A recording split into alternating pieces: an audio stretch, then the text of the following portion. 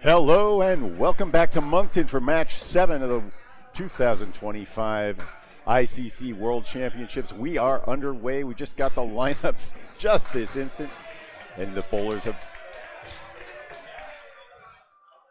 I believe we have our first mark there on the left from Blake Doucette.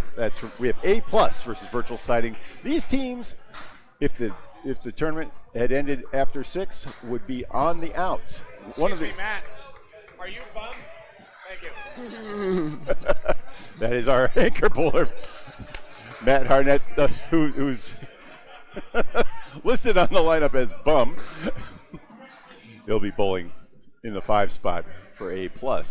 We had Blake Doucette and Travis Toffelmeyer up right now. This is Bob Lee and Duncan MacDougall here at Canadians Bowling Network. ICC Worlds Day 3, match 7 of 11. 6 down, 5 to go here as Birchill Siding in the 9th hole right now. A+ in the 6, both of them trying to climb back into playoff contention here. Pins all over the deck, strewn about. They're going to need to be cleared as we get a break. We had a Blake in the action. I believe Blake threw a strike there while we were turning our screen on. I don't believe it hammered. I think it was a spare. Yeah, he marked it with a square though. Canadians don't use the triangles that we in opposite corners that we use. I'm going to go with spare, and we're going to adjust it if we need.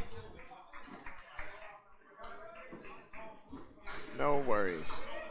All right. But A+ came in. Why don't we shoot over to scene 4 there? You see the standings while they reset. There you see in 7th place. A+ won this tournament last time it was held here. And they are now in 7th. Only 6th. That number is their team number. And 5 teams are going to make the playoffs. They took a brutal shutout last night as Blake tosses 7 on. That's a 7.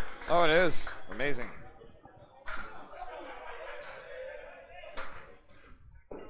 Yeah, it won't carry. Yeah, and it was a spare. So Travis Toffelmeyer for Birchill Siding runs down the 4 for a nice spare right there. And Blake will grab 10. Everything's underway. Elsewhere, we have Birchill sitting below 500 in 9th place at 20 and 28. These are both really strong teams. They appear to be on paper anyhow. And today is moving day, Duncan. It is indeed. I have some interesting stuff going on with this, so I'm going to transition you guys as I figure out the scoreboard. You can get a view of the standings again.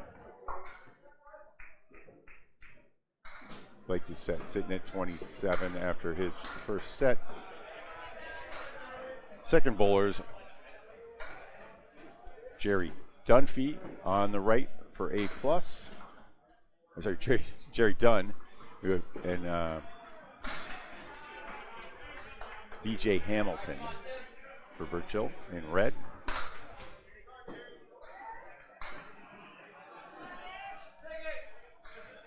Jerry Dunn. Hey, there's those score sheets. There's Jerry. There's BJ. There we go. Look at that. Neither bowler marking in this first box here. Jerry Dunn looking at the head pin. BJ Hamilton at the 1 before the 7. Jerry makes a 10. Jerry carrying a 118 average on the Worlds through his first 6 matches. BJ cleans up for a 9. Where's BJ at for average? BJ's got a 108.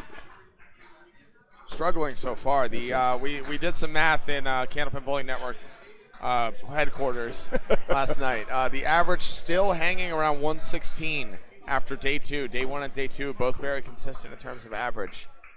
This left-hand side has a lot of parity. There was a lot of movement in the standings on our side. Yeah, that Canada 5 team is surprising the world. That was a great 8 drop to the 3-6 for Jerry. Another 8 drop for BJ, but this is the 1-5 as he escaped off the wrong pocket. Yeah, Still got to work the ball. Yeah, he's got wood back there that, well, might flip away, but let's take a look at it after Jerry throws this ball. Oh, and no. it goes wide.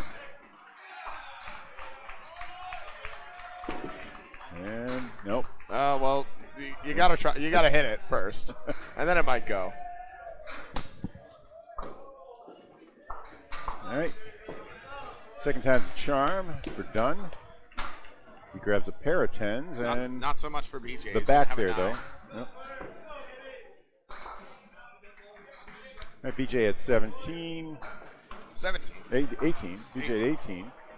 That's Jerry. bad. We switch on over. Pin perfect at 20. Yep. Here's Cody Bork. And Troy Dunphy, your darling here, Bob. Yeah. Throws one of the hardest balls in bowling. And it was in the morning that he threw it, a 46-mile-an-hour pitch. Cody Bork, a 3-2 split. And Troy Dunphy. Uh-oh. That didn't look very fast. Yeah, he's throwing 42 now. It was 42 on the morning of Well, he just rolled out of bed along with the rest of us, Bob. It might take him a little bit to warm up. I have faith. Cody punches the 3. I actually have seen a lot of the fireballers taking a few miles off today, including last night. Oh, man, Troy, it's a good bit on it, but the six pin won't topple. Yeah, last night I saw Timmy Douglas under control at 42 and even dropping down to 39 on one pitch, which is the first time I'd ever seen him under 40. Cody trying to shake off the rust here. Has a tough 6 to start. And Troy gets 10. Also saw, not that arm injuries are necessarily a factor, arm fatigue maybe, but there are some arm injuries out there. I heard there's plenty of, ranging from Craig Holbrook, who was pulled after in the middle of that match last night against Stars and Strikes. What a match that was. Oh, my goodness. That came down to the last 2 boxes. Justin Waters pulled himself with a minor, just a minor tweak. We'll see how it plays. Tweaked his shoulder. We'll see how he feels. Oh, Troy Dunphy hammers 9. That wiggling 6 won't topple yet. He's got to go earn it. Bork. There's wood on it, but it's just diving off. I think he's got to go right at the pin here. Cody Bork punched out the half Worcester. Or the half Halifax. I don't know what you call it. That's a full Halifax right there in Canada. Maybe half Moncton. Half Moncton, yeah. Since we're here. Hey. You'll be halfway back to Moncton. It could be the... How are you now, Bob? Yeah. Pitter patter.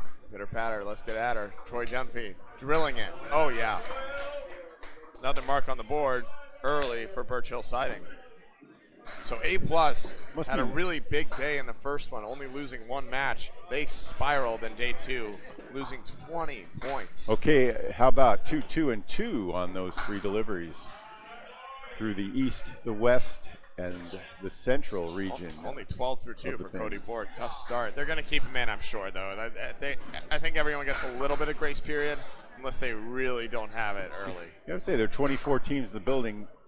Birchill and A+ were the last ones to arrive. 4-hole now. Nate LeBlanc drops a late 7 off the head pin. Chris Hollett, and it's going to be 6 down. Chris Hollett carrying a 120 average, if I'm not mistaken, yeah? All right. Chris is at 117. 117, okay. Yeah. Nate LeBlanc's up there, though. Yeah, Nate's at 122. Pretty good. He's Neither bowler converting their spare here. Freddie Toffelmeyer will be in the anchor slot 5 for Birchill. Is the highest average bowler in this matchup. They'll be going against the bum, Matt Harnett, who's 120. Freddie's at 124. Wow. Staggering numbers. Only a couple bowlers averaging over 130. And all 3 of them belong to Lucky Strike so far. Yeah, and they're all on the other side, right? Yep. Jimbo Ayotte, Joey Lister, and Nick. First ball in the second. I'm remiss to forget his name. Chris Hollett also finds a headpin, breaks up. A little mini split there. Nick Leach. It's been long. I know Nick too, so that's bad. Okay, wide left. Spare bid, no. Oh, man. Chris Hollett just gets by. Nate LeBlanc a little wider on his horseman. He's got 4 pins to contend with now. And he's going to get 3. And there's 10. So no blood drawn in these first 2 boxes for the 4-hole. as we move on anchors away now.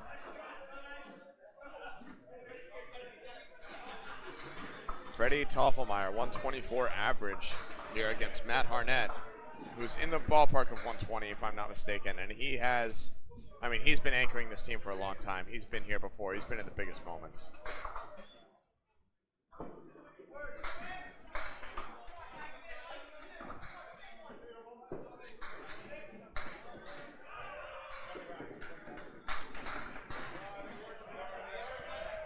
Get the standings to you. We got papers flying over here. Hey, there it is. Oh, Matt Harnett makes a great bid at that tough 5-1. Can't pop the 4 or the 10. Freddie Toffelmeyer has 2 pins standing and we can't get him. It's the 1 and the 8. What do we got? It looks like Matt Harnett at a 120 right now. Freddie Toffelmeyer 124. These are 2 of the hottest bowlers in the house that we have right here. Matt Harnett pins out for a 10, Freddie a 9. Okay, one way to think about this championship, by the way, the format will be for 3 strings, head-to-head, worth 2 match points apiece. Total pins also worth 2. And the bowler's going to bowl 2 boxes at a time. So the first and second box or frame. 9 drop down to the head pin for the bum. Hardest single to hit right here, the head pin. Sorry, that's what they wrote on his above his head in the scoreboard. Yeah, no, we were getting lineups off of it, and they wrote bum, and I yell over to Matt Harnett, hey, are you bum? Are you the bum? There's a spare from the bum. And no such Freddie luck. Toffelmeyer can't answer. Right, so Toffelmeyer's a one way to think of it is Love each that. time through the order is like a string thrown. Yep. And if that's the case, you see the score. This is a low-scoring match so far. Yep. Everyone's shaking off the rust here. Two spares and a 98 plus a ball for A+. And we've got 2 spares. 1 spare for A+. So Yeah, 1 spare hanging for A+. 2 spares overall. Yep. 2 spares, both hanging for Birchill Siding. They got a 93. So figure they're gonna be in that 1-0 area. Both teams are gonna be very tight and 1-0. Call it a virtual tie right now with 2 fills to 1 in Birchill Siding's favor there. But also expect to see a little more fireworks. We said, after that first delivery from Blake Doucette. Travis Toffelmeyer topples 8. Blake Doucette, tough break here. We've seen a lot of these crazy long splits on these lanes. If you're not familiar with Candlepin, The 8 and 10. the pro averages tend to be in the low 100s, below 120 really. Yeah, I was about to say in the 1-teens. Here the bowler's average has been 116 so far. Travis Toffelmeyer with that 8 fill and another mark. All of a sudden, Birchill in control. Numbers ranging from about 100 up to 130. There are a couple guys in the 130, 131 range, right? Well, there's a 134 out there based on 3, as I recall. Yeah, 3 games is not enough of a. If you were to throw a couple 133s and a 134, you'd have a 400, which is a landmark. They give out pins for that. My memory says Nick Leach and Joey Lister are at about 132. Jimbo Ayotte at 130 even. First pitch left. Hey, Mike Solona with the delivery. Solona dropping off a lemon drop, I believe. That's lemon flavored water right there. 5 fill for for Travis Toffelmeyer. Blake Doucette drives 7. Mike out of Central Park Lanes. This is home court. Wonderful guy, Mr. 200. Yeah, that's right. The last 200 thrown at Central Park Lanes. Very historic house. Travis Toffelmeyer carves out the 189 out of that. That was cool. Sadly for him, he left the 3-5. Blake Doucette, the triangle 2, or triangle 3 even, still goes wide. Whatever he was shooting at, he missed.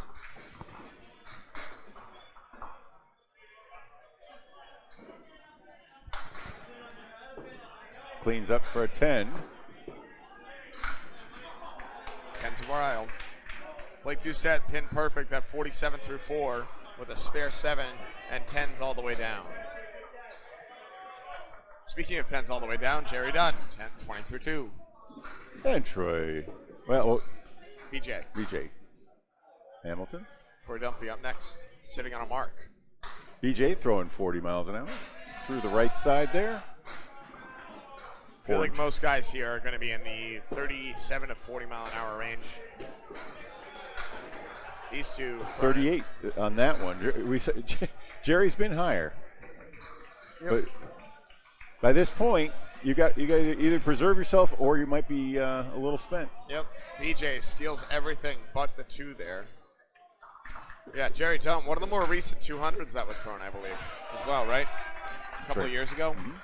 Had a 2.0, I want to say 7. I'm not confident on that. Yeah, I mentioned the 400 Club. They have 400 pins for people who throw 400s at the Worlds. There also are 2 guys who've thrown 500s. I'm going to forget. Craig Holbrook, of course, being one of them. Mark Ritchie being another. But 500s here at the Worlds. Oh, at the Worlds, yes. He just got his 500 pin last night. Oh, he did? Yeah. Oh, that's awesome. 10 for BJ. It was Hamilton. years ago.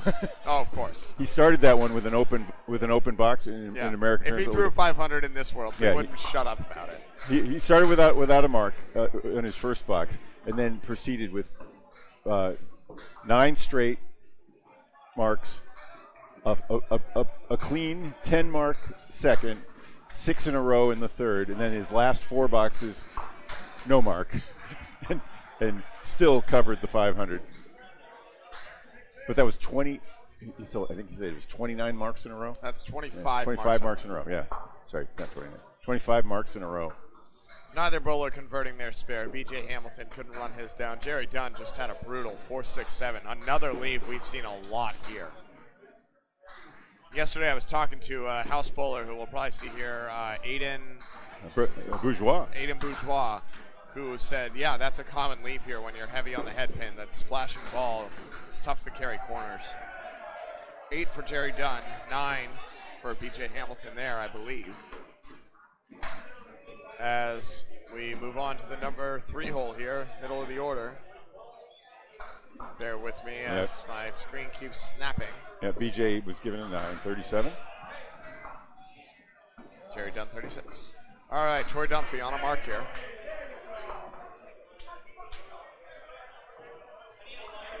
Bob Lee, radar gun ready. He ripped 42. that one, but Yeah, it looks like he dialed it back about 10% to 42. Take about 20% off there, Squirrely Dan. Troy Dunphy only took 3 on the fill, sadly. Cody Borg still trying to find his range. Only takes 3 on the first as well. Whatever his range is, his speed was 36 miles an hour. The speed looked okay. Oh, there. Whoa! Okay. It's hard to get that one to fall on the inside there. Troy Dunphy powerball. On Cody. the inside of the pins. Tripped up everything but the 8 wiggles and won't go. That was a sick ball from Cody Bork, though. See if he can channel that into another decent box here. And that's 10. Much more confident ball right there for Cody Bork in those last 2. Let's see if Dunphy can double up that fill ratio. 2 in a row right now. Only a spare 3 to start, though. Work to be done.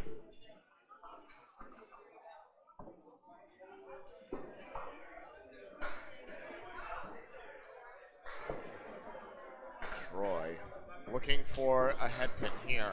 He's going to get it and just Good decimate for 6. Yeah. Consistent there. He's at 42 today.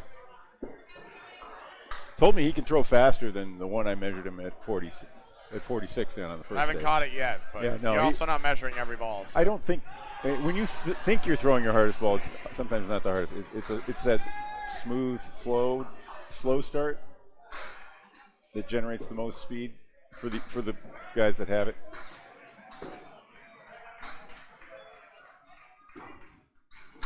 Oh, what a shot. Troy Dunphy powers down another spare, 3 in a row. That's big for Birchill. Remember, they're in 9th place. And they're 8 under 500. They cannot afford, because they got to get in the top 5. They cannot afford to give away many, if any, points. I mean, A+ reeling as well after a hard day yesterday. If Birchill can punch him in the mouth here, that's going to really set him back. Yeah, they're Troy Dunphy, 3 in a row, leading the way for Birchill Siding, up 20 early. All right, Nate LeBlanc and Chris Hollett coming up. Both at 19 through 2, neither on a mark.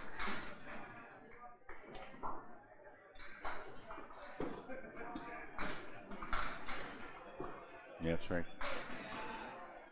Good head pin from Nate, setback leave. A+ still only has the 2 spares. One is hanging. One hanging for A+ as well. Or no, that's A+. One hanging for Birchill. Yeah. One hanging for Birchill. 5 marks on the board, all with Travis Toffelmeyer and Troy Dunphy. Oh, Nate LeBlanc just barely gets by that 5. And, oh wow. Man, the baby high-low jack. That's a 10. Goes for Nate LeBlanc, or for Chris Hollett. Nate LeBlanc checks 9. Coffee's just kicking in for us too, folks, so bear with us. I'm going to have some of Mike Solano's Adirondack water. Nice. Well, nice place. Looked a lot better than that. Bad outcome. That one was thin, but produced a better leave. Yep. 3 and 2 for Chris Hollett. The triangle for Nate LeBlanc. The 2 pin the object. Oh. Oh, wait. Oh, wait. No. Oh. Flat gutters bringing that wood back to life, but it can't quite topple the 5. That pin tried to roll around the toes. Chris Hollett looking for 9. They got 8. And Nate LeBlanc all set up for a 10. And gets it. All right. All right, Matt Harnett, the lone mark on the board for A+.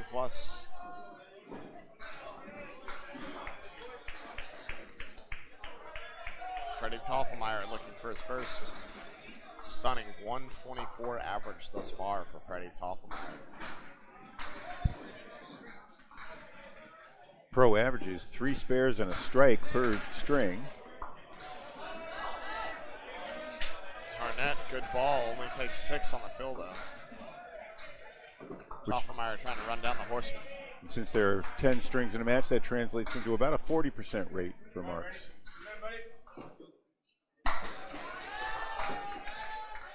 Just missing Matt Harnett. Toffelmeyer, 2 pins to go.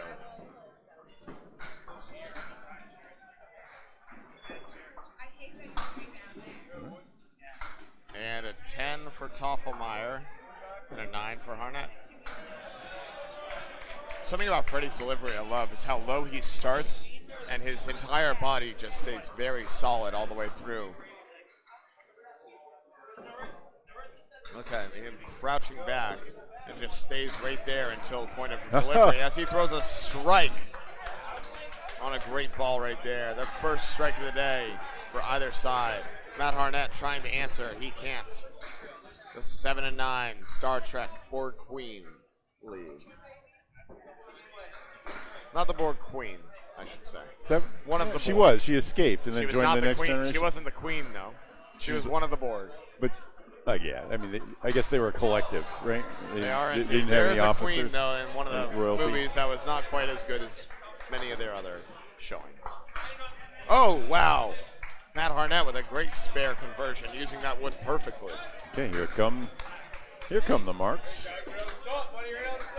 Okay, after 2 times through the order, scored Birchill Siding 212, A+ 198.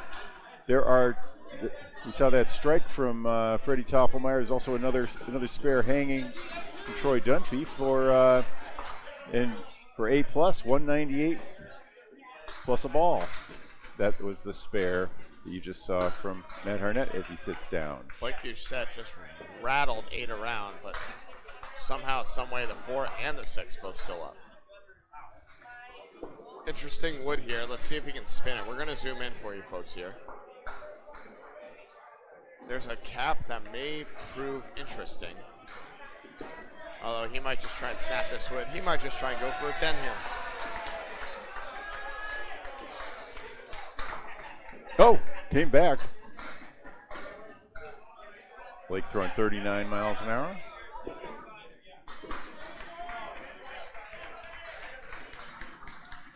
And neither bowler ending their half on a mark. Travis throwing 42 for his part. Blake Doucette stays perfect. 57 now through 5. Travis, 5 pins left on this big third ball. Oh, great pitch.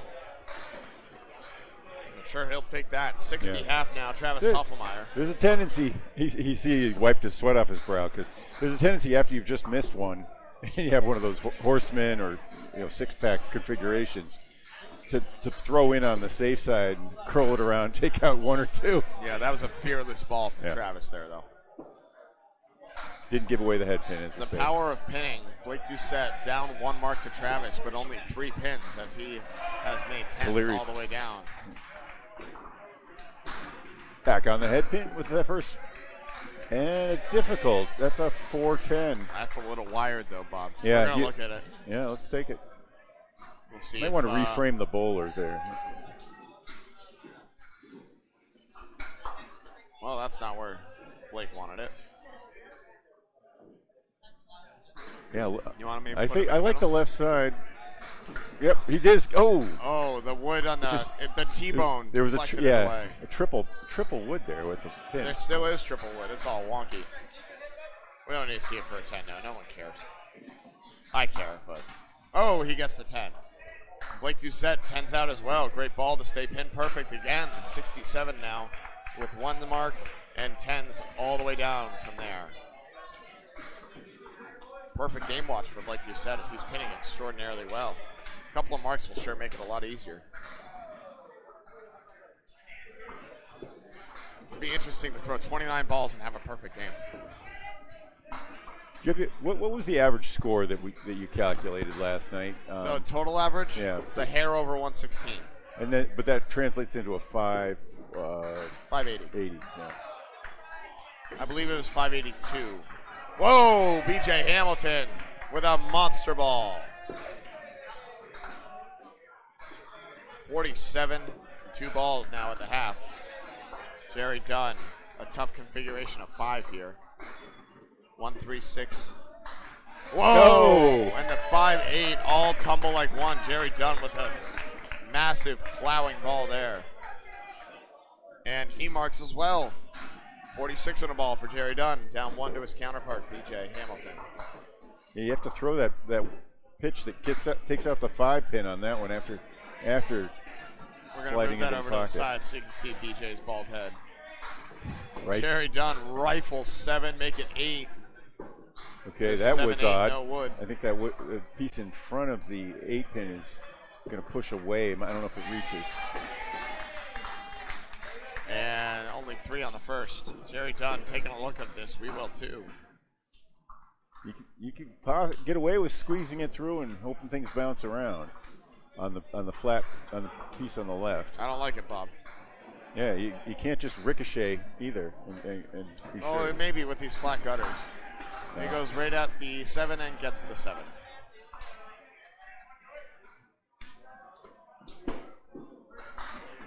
And, good bid there. BJ Hamilton is still going to get 9 on the fill. I could watch the pin cam all day. I'm sure you could too, but the scoreboard is important as well. So we're going to flash you back. Jerry Dunn. No. That's why we're here. We're here to give you scores. We're here to treat the sport like the sport it is. It deserves attention. These are the best in the game. A lot of people traveled 10 hours and more.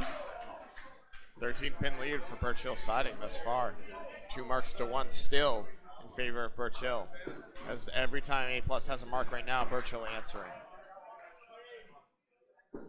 One of those marks is here. Troy Dunphy working on 3 in a row. He has yet to have a big fill, but it's thrown a miracle second ball. 3 times now. Interesting. Bork rockets 7. That's the best first ball I've seen from him yet. 38 from Bork. Miles Troy an hour. Dunphy. Uh-oh. Good pitch, bad outcome. Well, that was his best ball on a fill, but it's still not even his best fill as he gets hosed there. Almost the 189. Late toppling pin. Cody Borg just shaves the 3. Can't cover the 6. Troy's looking at this. And guess what? We will too. We're going to move this in so you can see these guys right here. Don't know what I think about that. I'd play the He wood. doesn't either. I'd play the wood because it could cause things to bounce around. You play the wood because there's no other place to go. It's just a matter of where. Do you go left? Do you go right? Do you go red? He goes on the left side and will end his mark. And the piece that smacked back and landed in the lane was the piece out front, but it ricocheted off of 2 pieces. Cody 9, tough 41.5 to start. The wood is heavier than the ball. People Troy should know. Dunphy. Something tells me his perfect swing's going to end, and it does. Setback, no wood. Tough to make a 10 out of. He'll take an 8. 61.5, up 20 against his counterpart here. As Matt McPhee coming on the lanes now for Cody Borg.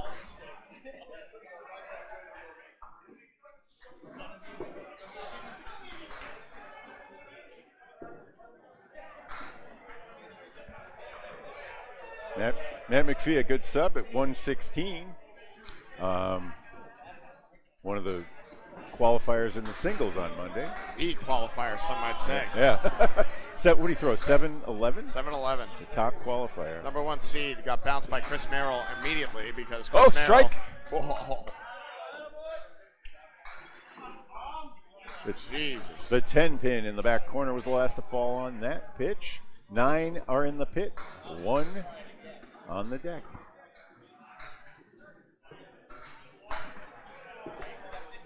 Good bit on the setback. Wood helped, but couldn't trip the 5.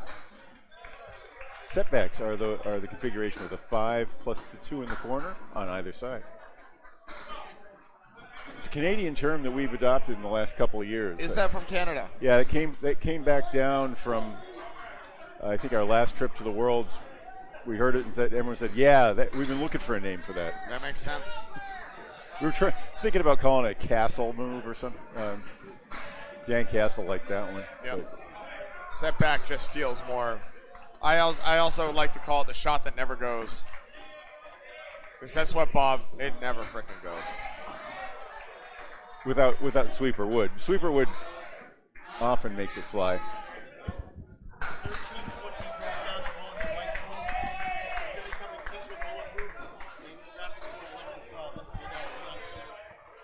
Looks like we had a breakdown on our featured lanes with Paul Grant and Greg Gouillard. They're going to move over and cover 11 and 12 now as we get more left side coverage as a result. Hopefully they fix up 13 and 14. Bob, what happened there? Some bowlers threw some balls. Well, thank you. Let's see, 43. We have 40. I have a 47 for Nate.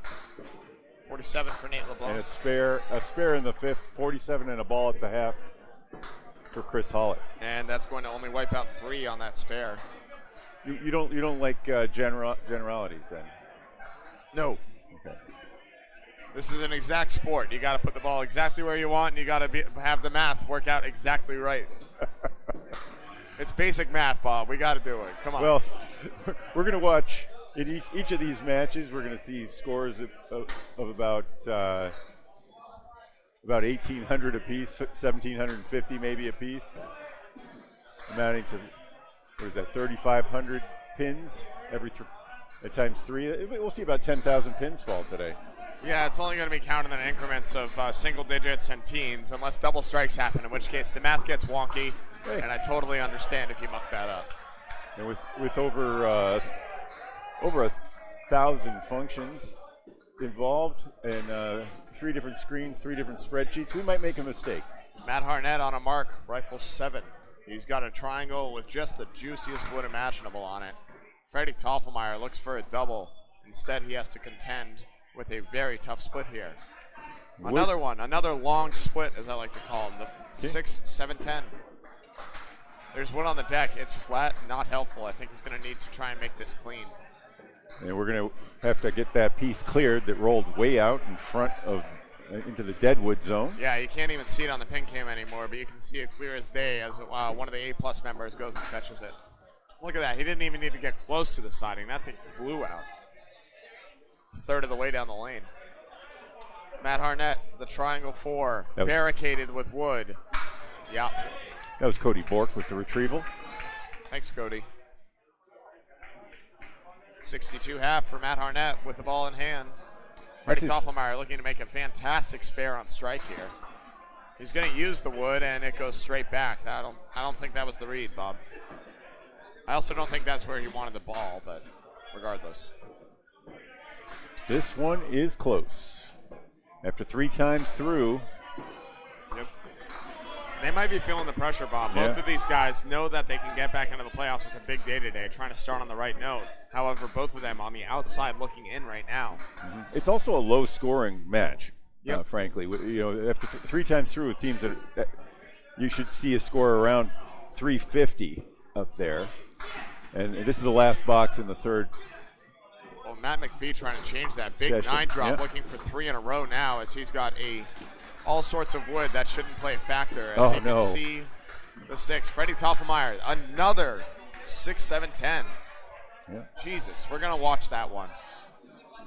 There's actually decent wood on this one. There's no planks in the middle. See if we can snap anything. Matt McPhee going to make a spare. 4 spares for and McPhee. We're going to whop in as Freddie's going to try and send something over. He does, but it stays in the pit. You see that bounce in the back? It didn't look like it was in the pit. It looked like it bounced off something like a shelf back there or something. It may have. Another mark for Matt Harnett. Freddie Toffelmeyer with a 9. Can't answer. A+ now making moves here. All right, so now they're only down 10. Yeah, and they are 17 over their box. So they've averaged, if they averaged 10 a box, they'd have 300 apiece. Birchill Siding at 27 over their box.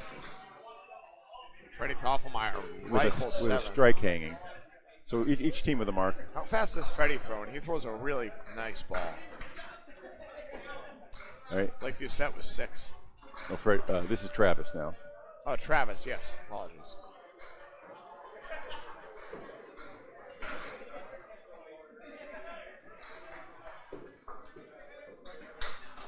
Ooh, just skates by. Travis is a member of the 40-mile-an-hour club. Oh, definitely. That's 40. 40 even? Yep. Oh, Blake Doucette tries to go outside on the horseman. Can't cover the corner. Blake 39 on that last pitch. Corner pins stink, Bob. Especially on these lanes.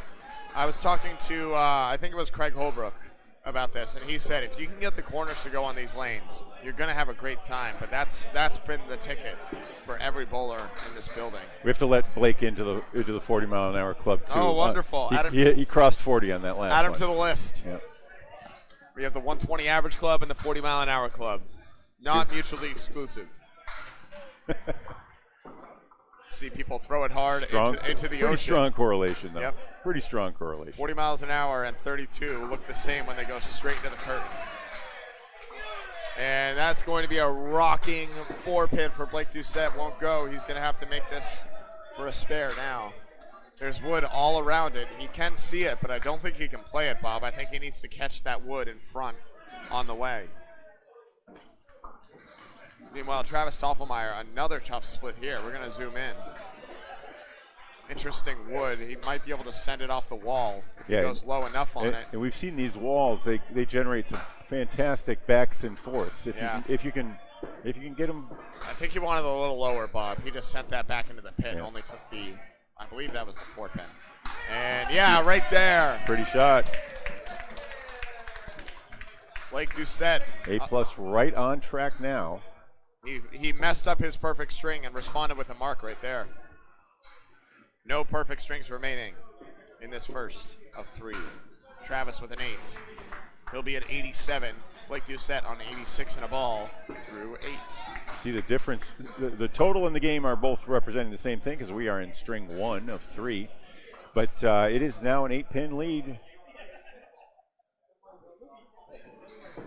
XL trying to snap where I ask it kindly not to, but we're here. We have the scores. BJ Hamilton and Jerry Dunn, 65 and 64 respectively, as BJ is going to throw a great Brooklyn side shot and take out 8. funny that we say Brooklyn side when there's no candlepin bowling in Brooklyn, Bob. No, well, there used to be. Back in the aughts and tens, there were candlepin world championships were held in New York City one year. No kidding. I saw some coverage on an old archive newspaper. The more you know. It wasn't just candlepin. It was the bowling world championship. They had duck pin. They had all the games together. Duck pin. I think they called it bottle pin for the the big ball back then. Jerry Dunn denied by that wood, and BJ Hamilton, tough one right there, gets an 8. And it was more like a track and field event where the bowlers competed in multiple configurations. The pin setters, the lanes were the same. The pin setters just set up different pins. You use the same ball. You can do candlepin bowling. You can do bocce. You can do shot put. There you go. Shot putting a 2-pound, 5-ounce ball. You're only allowed one set of balls for the whole thing. Different pins. Yeah, you can throw these balls at whatever you want at the end of the day. Jerry Dunn, no luck right here. He's going to have a tough one. The 3, the 5, and the 7. Now, if he goes outside on this, he might be able to cut it, but this wood might have other ideas. No, it's going to roll away. Very good comeback ball for B.J. Hamilton, but he can't carry the 3. As Jerry's going to wait for this wood to settle. Shouldn't play a factor. I think he's got to go outside here. Okay. Yeah, you're right. No, that one's no good. That's me. Outside on the 3-pin, try and cut it across the 5 into the 7. Right there, but it can't quite carry. What an outstanding bid from Jerry, though. Needed to be just a hair lighter, I guess. Pins are 3 inches in diameter. I'll tell you, Jerry Dunn, he didn't have any luck, but he's thrown 5 outstanding balls in this trip. And make it 6 as the wood denies him again. No fault of his own.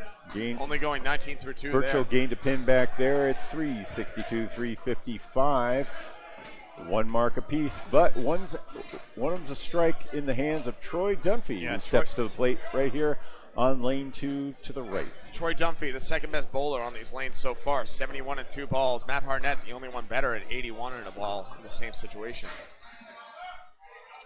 But Troy with 4 marks. He hasn't filled any of them quite the way he wanted.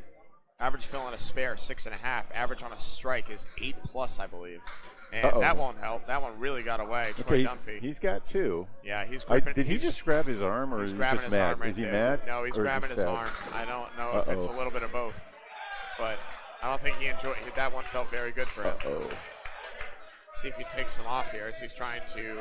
Yeah, you can see him trying to shake it off right now. Well, we're past the point of substitution. Yep, he's going to have to finish this box out at least, even if he's hurting. Matt McPhee, meanwhile, the sub, came in box 6. He drops 7. Tough break here. 4, 6, 10. Troy Dunphy trying to recenter himself right now. Taking his time. Oh, what a recovery. Great comeback ball. That's going to be his best fill yet. 8 on the strike. He shook his arm, but he's back to 42 on the speed. Matt McPhee, wow, takes out the 4-6, leaves the 10. No luck as A+ accounting. Can't get anything going on these lanes, with the exception of Matt Harnett.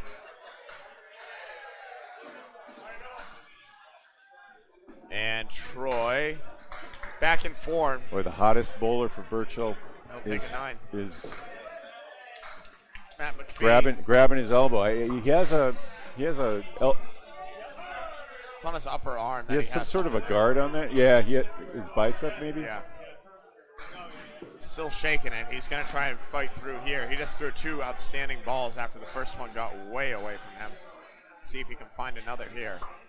Birchill leading by 14 now. 3 boxes to minus go for a Troy ball. Dunphy. Well, it sure looks okay. He thunders 6 down. Tough 2-2 split. That was a good ball, though.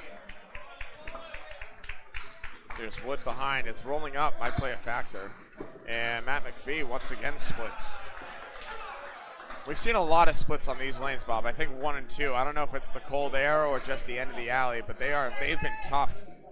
That 116 average, I don't know if it's translated to our these 2 lanes. So, of the bowlers who have competed so far, they have 2 men on the bench. Whoa! Troy Dunphy. That 2 and 2 goes off the wall. I'm talking about the need for a sub, and he's shown no need for a replacement other than the unless he's Matt McPhee tries to cut. He's not wincing answer. too hard. Nope.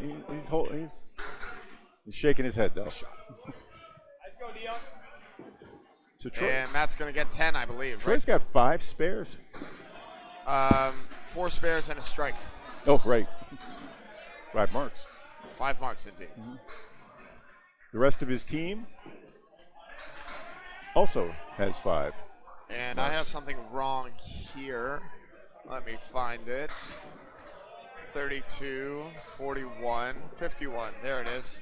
Matt McPhee came in for Cody. He's actually been pin perfect, 10ing out so far. There he is, Aiden. Aiden Bourgeois in the building. We'll probably see him on here later again. He did a great job yesterday. And neither bowler converting right here. Birchill Siding still in control. Troy Dunphy leading the way. Chris Ouellette a tough 9. Missed his object there. Nate LeBlanc missed it twice and got it thrice. He'll take an 8 though. Right. 63 through 7, 68 for Chris Ouellette. Both bowlers not quite on the mark. Chris Ouellette, the only mark between the two, only filled it with 3. Nate LeBlanc struggling, not pinning extraordinarily well, and I say that with 8s, 9s, and 10s, which is good for the average bowler. But these guys are supposed to be well over the average bowler, the cream of the crop. Both bowlers crossing over, missing their mark. Nate LeBlanc with a horseman, Chris Ouellette, a horseman, plus the 8, the Caleri. Good wood on that to take it, though. It's just a matter of if he hits it, can he cover the 10? No. He sure tried, but just as I said, the 10 pin won't fall. Ooh, that wood. Yeah, it's for a 10, but that wood's. Well, in America, that wood's in the gutter. Yeah, and then it was out of the way. Yeah, with these flat gutters, though, no dice. Chris Ouellette he's going to have to bang it into the corner. I was about to say, he can send it off, he can hit it high. He hits it Got high. it. Whoa, chips it on the way. Nice shot, Chris Ouellette for a 10. Nate LeBlanc with a 9. All right, lead is. That wasn't Nate LeBlanc. Someone came in for a sub. That's Sean. Sean, what? Sean Dion.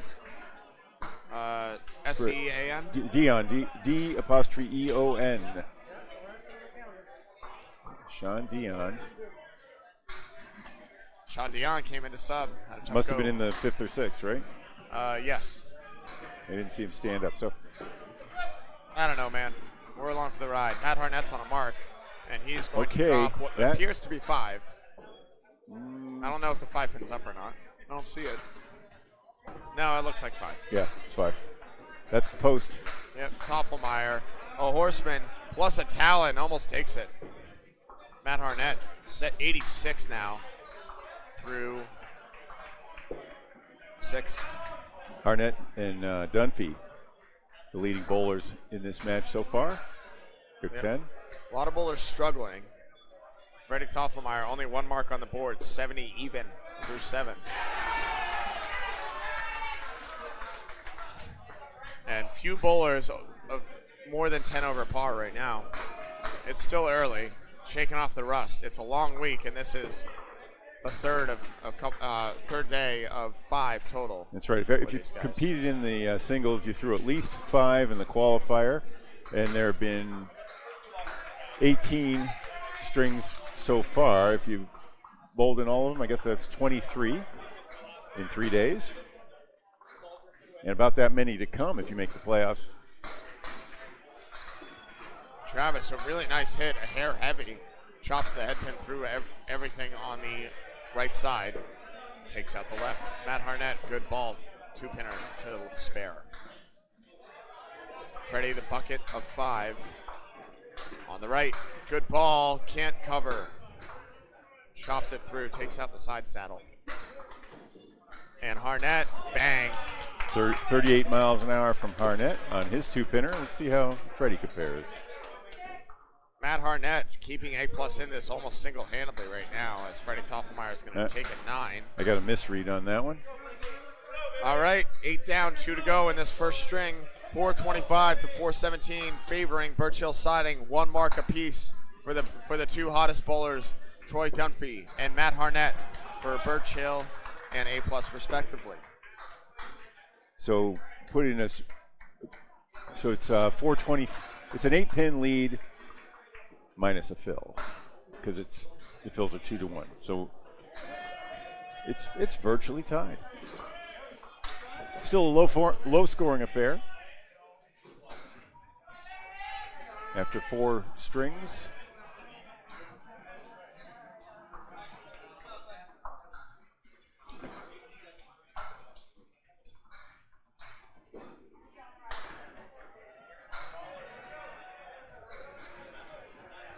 Travis, the half Worcester. Blake Doucette, not much better. Chopped out 2 of his own. Yeah, he And that was on a fill, too. Blake oh, Doucette. dear. Brutal. Yeah. That was the dreaded 2-4. That weird ball that. Yeah. So we forgot about that, Phil, but whoa! Travis pumped up after sparing the half Worcester. I would be too. That's sick. A good 10. Great 10 for Blake Doucette, coming back strong. 98 now through 9 for Blake Doucette. 97 in a ball. Travis Toffelmeyer trying to add to the lead for Birchill Siding. Birch Hills, not Birch Hells. Although it's been, we're not sure. They have it spelled with an E here on the back of their jerseys. I don't know, man. I think it's probably, you wouldn't put that on your jersey, would you? If it was spelled wrong. It's on the score, on the official documents, though, it's Birchill with an I. Maybe we'll ask them for clarification. 9 drop, Travis Toffelmeyer on the spare. Big time shot. Blake Doucette, a baby split, the 3-1. 3-6-10 with the 8-pin. There's Wood. I think it's too far out. He needs to make it clean. He can't.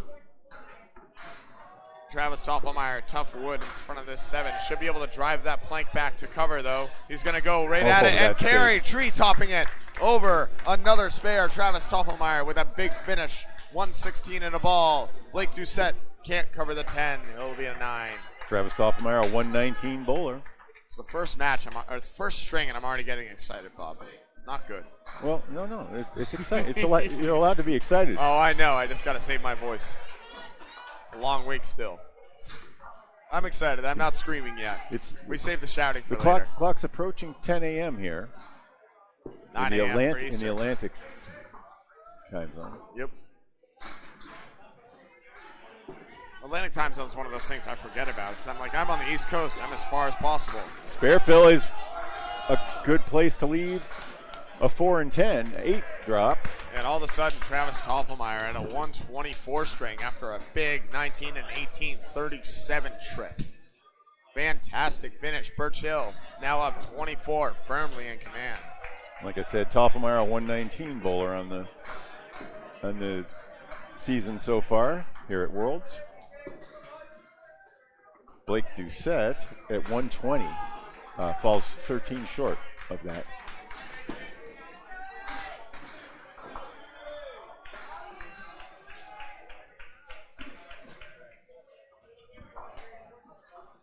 Now B.J. Hamilton, right of his object. Seen a couple of great balls from B.J. That wasn't one of them. And Jerry Dunn, no luck right now. He's throwing a great ball, but just the 5-7-10 Susie special, as some call it. I wonder if he's going to go in this wood. Let's zoom in on this. I think he will. This wood over on the right-hand side. He is. He's trying to go low and just skates by. That, of course, named after Matt Susie, who was unable to make it across the border for the Massachusetts. Not Tim Susie, who did make it across the border. Well, Tim Susie's name for it is the Devil's Triangle. Oh, I like that too. It kind of resonates. Matt won a ACST A championship on the backs of conversion of one of those. That's why we called it that for a few years. BJ spikes that one into the floor. Uncharacteristic 7. Jerry Dunn with a 9, or with an 8. That's definitely an 8. You can go a season without seeing a 5-7-10 converted, though. With no wood? Yeah, absolutely. There can be great wood on it. I have converted it with great wood. I'm sure you have too. Or even bad wood, just any wood. With no wood, oh man, is that challenging. On the head pin. Jerry Dunn, once again, Set- just can't break it up on a good Another head pin hit. 410. Several 410s we've seen. A lot of long splits. Oh, Whoa! ho, ho, ho. Birchill Siding making a run already immediately, trying to put a statement down in these last two boxes. BJ Hamilton responds to a tough one with a hammer. A+. Jerry Dunn. One of the great dynasties of Canada on the outs. Jerry Dunn can't quite carry. The wood drops off. I'll tell you, it's been a struggle for some guys. Jerry Dunn is throwing a really good ball, but he just can't get the luck to carry that extra pin right now. All See, right. look at that, a beautiful 10. 3 objects, right? 3 objects. And he just missed a couple in his 9th box too. If I was Jerry, I don't want to get pulled here. I think I'm throwing a confident ball. BJ Hamilton coming up now on the strike, looking for 2. It's going to wipe out 6 on the first. That's pretty good out of that hole. Yeah, wrong pocket, right idea. That working ball doing wonders. BJ looking for at least 2 more. Gets All right. 3. 9 fill. BJ Hamilton making lemonade out of lemons with that tough 7. Still finishes 26 at the end and a 109. And BJ, a 108 bowler. Just Over above his average. Yep. Although getting at or over average is way less important. This is not a than handicap tournament. It's not a handicap tournament. You're trying to win strings here. You're trying to get points. Full. Matt McPhee Yep. trying to respond with a big 8 drop. Trying to get the first mark on the board for the 3-hole. Matt McPhee, a sub. Came in for Cody Bork, who had a tough 41 first half. Matt McPhee has been pin perfect since he came in. Troy Dunphy on the fill, only wiped out 3. We've seen him make a lot of multi-pin spares. Does he have another? You got it. Yeah. McPhee, big spare to stabilize for A+. The string might be over without a big flurry at the end from A+, but total still in jeopardy as we have 2 more to play.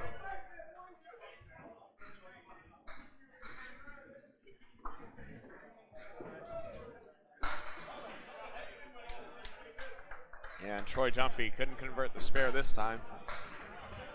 The 136 left standing. Good. Oh, it's a good ball. That Drives is a it great. home.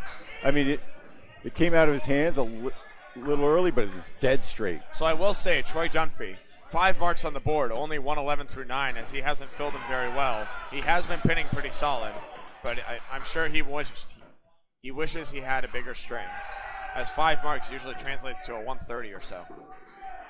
He's looking at 120 without another. Matt McPhee, 6 on the fill. First mark, not the fill he wanted. And Troy back on the pocket, rocket 7.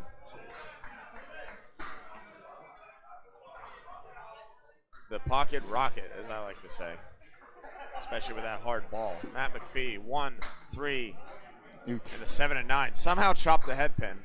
I don't know if that went between those two. I think it went straight back for the most part. And he's got 3 pins left. Troy Dunphy can't convert, both bowlers markless in the 10th. Matt McPhee trying to pin out for somehow a 95 or 96 on a 9. It's a good 9 out of that, honestly. All right, Matt McPhee carrying a 116 average. That one actually will be attributed to what was that? That's Cody Bork. That's Cody Bork. And Bork, who started, has a 114 average. Speaking of subs, Sean Dion came in for Nate LeBlanc, as Nate was markless, and Sean hasn't been able to get one either. Yeah, Dion 100 on the season so far. LeBlanc at 122. Yep. Wonder if there's a Birchill issue up, there. Birchill up 30 right now. A+ and mark in hand. They're going to need a bunch more out of this 4-hole and on the end to have a chance in this one. Sean Dion, a pretty good leave right here. He's got the 1, 2, 7, 8 with pretty good wood behind that 2-pin. Hollett has a Caleri. And Dion trying to make something happen, just misses the head pin and is frustrated. He knows he needed it. Chris Hollett, common Caleri leave as he chunks out 3 and leaves the back 2, the 8 and the 10. Sean Dion. And 9's abound for these guys as they have good object hits in their third ball. So Sean Dion and Nate LeBlanc, only 81 markless so far through 9. Chris Hollett, 1 mark with only a 3 fill, is at 87 through 9. So both bowlers need marks to get to 100. Sean Dion has his work cut out for him. A baby Caleri. Chris Hollett trying to get something going. Off on the 2-pin. 3 on 2 with the head pin standing. All right, head pins up. And Sean Dion looks like it might go, but it won't carry the 3. And that's a tough markless game out of the 4-hole. And wow, Chris Hollett can't quite cover. Sent 3 things over. None of them caught the 7th. Corner pins staying tricky here. Sean Dion with a 9, tough 90. And Chris Hollett with a 10, 97.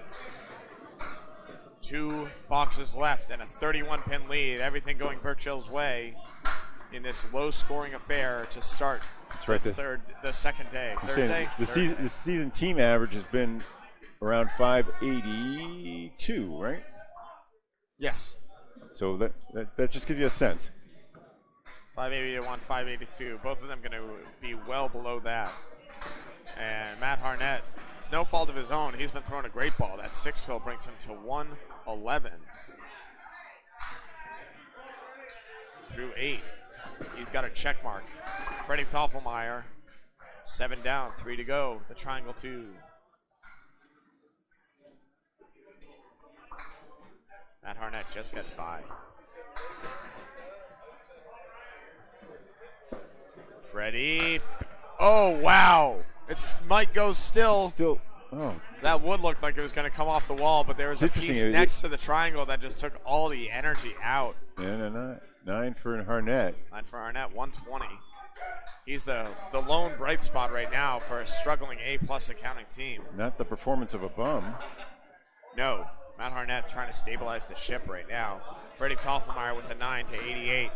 And with 6 pins, with Matt Harnett not striking or Freddie Toffelmeyer getting 6 pins, Birchill will get their first 2 points of this one. Freddie rockets 9. Yeah, you were asking what Freddie Toffelmeyer's speed is. It's 37. So Travis, the faster ball, but Freddie more accurate. Maybe with a little more rotation as well, carrying that big 124 average. Matt Harnett trying to slip it by and shoot that wood over. Can't convert. No fault of his own. I mean, the 4-6 is as tough as it gets for a leave. Freddie spare on the end to get to 100 with 2 or better on the fill. Hey, Duncan, I think I just spoke a half Worcester into existence. Yes. I'm sorry. All right, there's Harnett, 130. He's season average 120. And Freddie? Oh, never mind. It's an 8 fill. Haha, the announcer's curse did not strike that time. Freddie with a 106. And there we go. Birchill Siding. His average is 124. And why don't we hand this over to you? Why don't you take over the broadcast? I'll move into the seat there. And Aiden, would you like to join the cast? Sure. Screw it. Take a seat, Aiden. Hang out for a little while. I can usually hear you, so try to give me a score each time in case I'm All right. Second string goes up. We have Freddie Toffelmeyer smashing 9. How you doing today, Aiden? Oh, doing all right. Woke up a little later than I wanted to. Wanted to be here for 9, but managed to get here in time. Oh, absolutely. You just missed a decent first one. Low-scoring affair, but a good match nonetheless. Matt Harnett going 130 to start. It's always good to come hot out of the gates like that, especially when your team lost a significant amount of points yesterday. Yeah, it was a tough day for A+. Freddie Toffelmeyer starts with a spare, and a Caleri just won't go for Justin Corkum, who came into the 1 hole as a sub.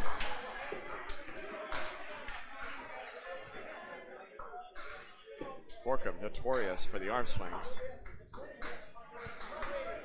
You're totally good back here, don't worry about it. And a 9 box for Justin Corkum. Hold on, I'm freezing pain. What's going on?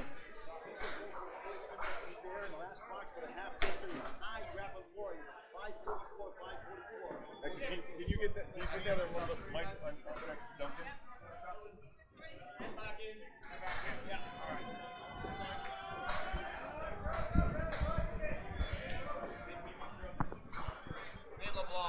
Back into the 3-hole.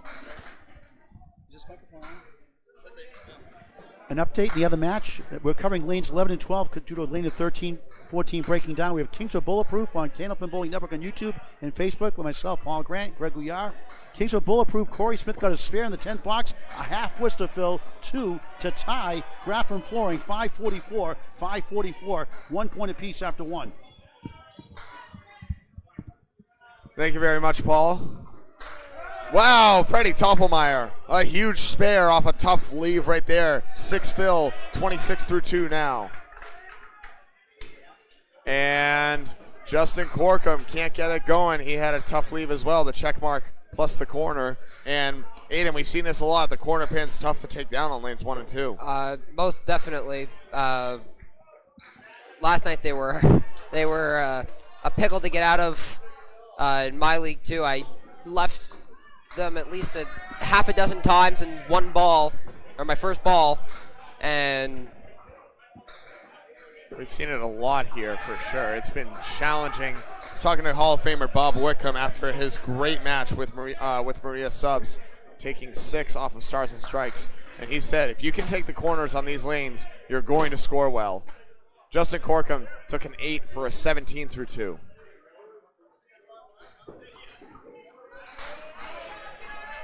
$17 for Justin Corkum. 26 in a ball, Travis Toppelmeyer. And a big 8-pin drop for BJ Hamilton. And a strike for Blake Doucette. There we go, A+, trying to get back into it. That'll help for sure. Responding to 2 early marks from Travis. BJ answers, spare of his own.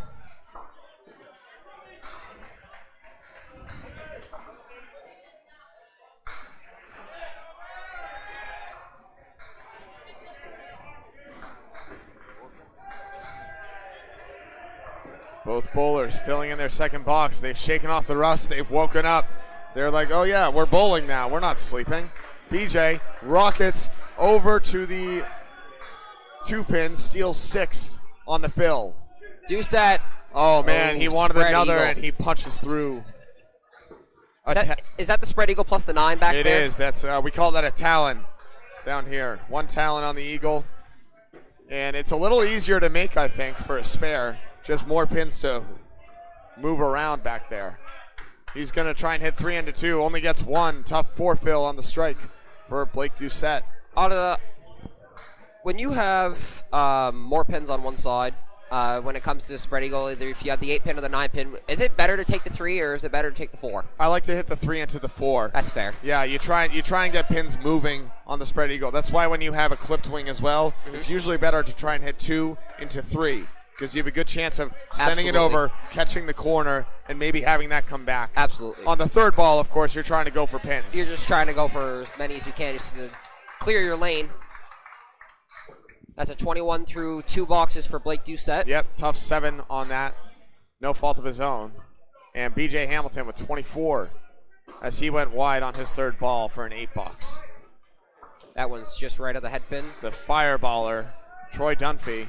Just misses, that's in the pocket, and that's another strike. Nate LeBlanc comes back in for his team and electrifies with a big mark in the 1st.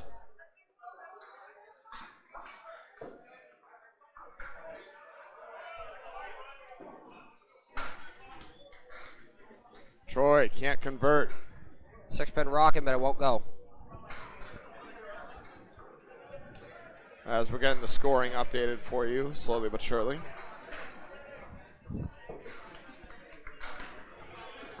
And Troy is going to get a 10. Couple of 9s for Justin Corkum.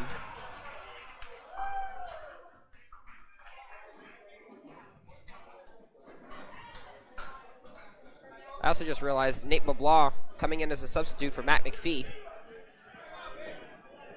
As I yes, he started the first game and got pulled, and now he's back in and electrifies with a hammer. And Troy Dunphy is going to get 8 on his first ball. Nate LeBlanc trying to load up. It's a good pocket, but it's just going to be a hair light. Triangle on the right-hand side plus 4-7. It's a tough leave right there. Decent wood to maybe flip something in. The question is, how do you carry the 7 here? Well, if you hit it in the right spot, I think that wood could spin and knock over the 7 pin if it spins right, but it's See, I'm worried about it hitting a little full in the triangle, tripping up the 4, but coming forward, potentially. I think you're going to need to almost make a clean shot, cutting just a hair light on that 3-6 pocket. I would say you're right on that one. I would try to put this in the 3-6 pocket and just have everything carry over. And Troy Dunphy, meanwhile, has a wood pile in front of the 10. He's going to play it, send it over, and make it. Beautiful shot by Troy Dunphy, excellent stuff. Saw him grabbing his arm. He's been rock solid ever since. Whoa! Great shot by Nate LeBlanc. Nate LeBlanc into the 5-3 pocket, rifles it for a spare. Spare on strike. $20. Nate LeBlanc.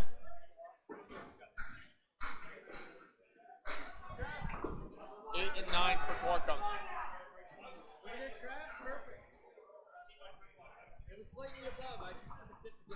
Troy, 10 spare.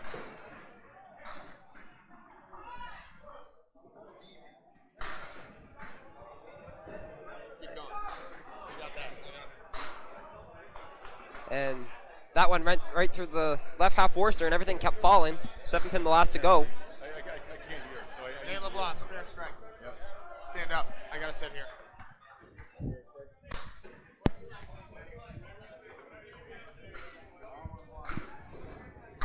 Oh, just missed the head pin on that one. We're all caught up here. Scores are confirmed 71-70 early. And that's a 10 box for Matt McPhee. Matt McPhee coming in for Sean Dion here. And Chris Hollett on your right side. Chris Hollett started with an 8.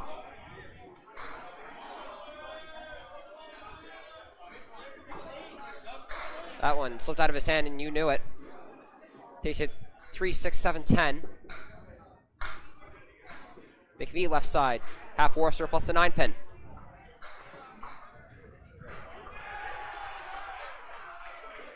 Both bowlers looking to make a great mark. Chris Hollett dives off.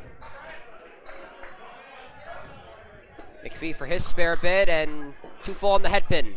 Takes out the 1-9. See that a lot. Trying to just be like, hit your object, punch. Chris Hollett, a bundle of 5 in the middle. And He'll take 3. an 8. Takes out the 8 box. 8 for Chris Hollett. Chris Hollett. McPhee wants a couple out of this one for sure. And he'll settle for an 8 box. Oh, there we go. 8's abound. So 16 through 2, Chris Hollett. 18 for Matt McPhee early. And we have our anchor bowlers coming up. We have Freddie Toffelmeyer versus Matt Harnett. Yep. Harnett a 130 is first string. Toffelmeyer struggling 106 with an 8 fill in that 10th box to help him secure 100. Still definitely struggling, but just enough to keep Birchill in it. And Matt Harnett stays hot, rifles the pocket, but a tough break here. He's a 5, 9, 10. No wood, unless that wood can slide over, but it doesn't look like it's going to move. I have to say, this is a tough leave. I really love making this one. This is a fun shot when it goes.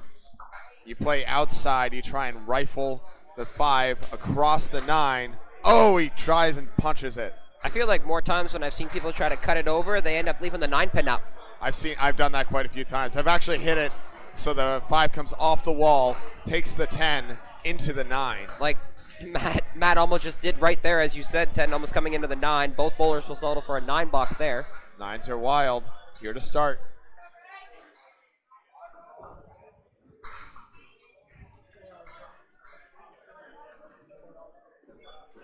All right, early mark situation. 2 for Birchill hanging. Only 1 on Nate LeBlanc, who had a big 30 through 2. Freddie had a pin there. Come back and topple a few overs. He's left with the 1-2-9.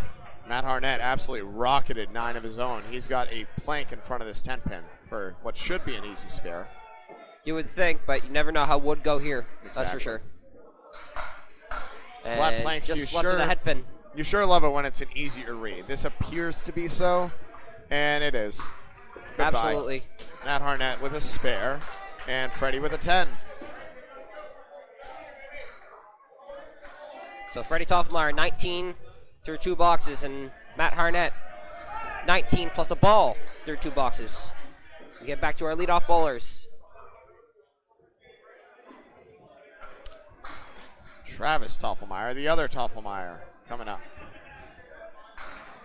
Isn't there 3 Toffmeyers on this team? There are. One of them hasn't bowled yet, and I don't know if he will. Oh. Are they all related? Are they all brothers, or? I'm sure they're all brothers at least. There might be a dad or something. Who knows? Because we don't know the ages. No. We just show up and bowl, man. All right, we don't bowl. We just show up and call who's on the lanes. Travis on a mark. Whoa, And that's in a the big pocket, one. and that's a big bomb for Travis Toffmeyer. 3 in a row and a strike on spare. Put him at 30 or 46 and plus 2 balls in that 3rd box. Excellent stuff, Travis Toffmeyer.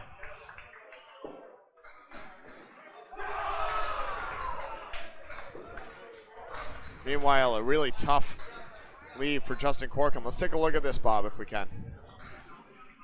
Lord knows we have time. Justin Corkum does a lot. Transition.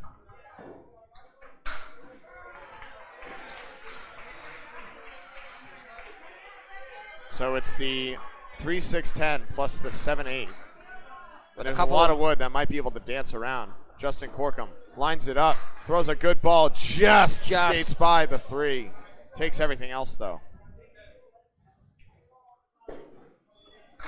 Shots like those feel good if you make them, but Yeah, that's what I called wired when the wood's like that. That's fair. Looks like it's all set up to go down, but you still have to hit it. Usually, sometimes you don't.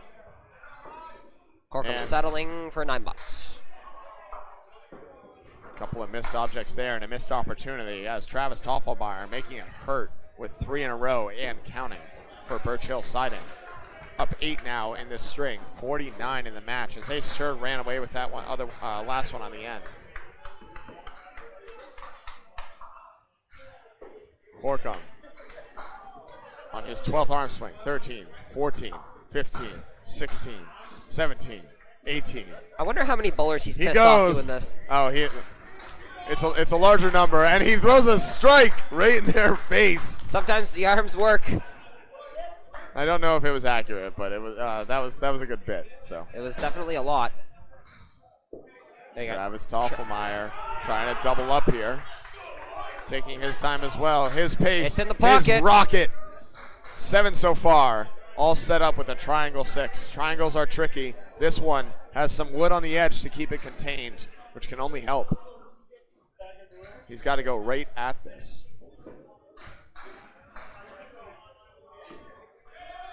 There is wood. He really shouldn't play it. He'd have to go really low to send it over, but he can see pins. He's going to go after pins and just miss taking the 9. That's 8 an fill, 8 fill. 8 fill on that strike, giving him 54 through 3 boxes. Ho-hum. Travis Toffmeyer coming alive here in the second. Looking to stay pin perfect and does. He does. 10 box. I don't know if that would have taken the 9, honestly. So I think it would have been better for the fill. It would have been frustrating for him to hit it and have it not go and then get the 10 rather than missing it and then collecting the 10 there. Well, the only thing with this game is you're just trying to pick up as many pins as you can no matter what ball it is. So. Yep.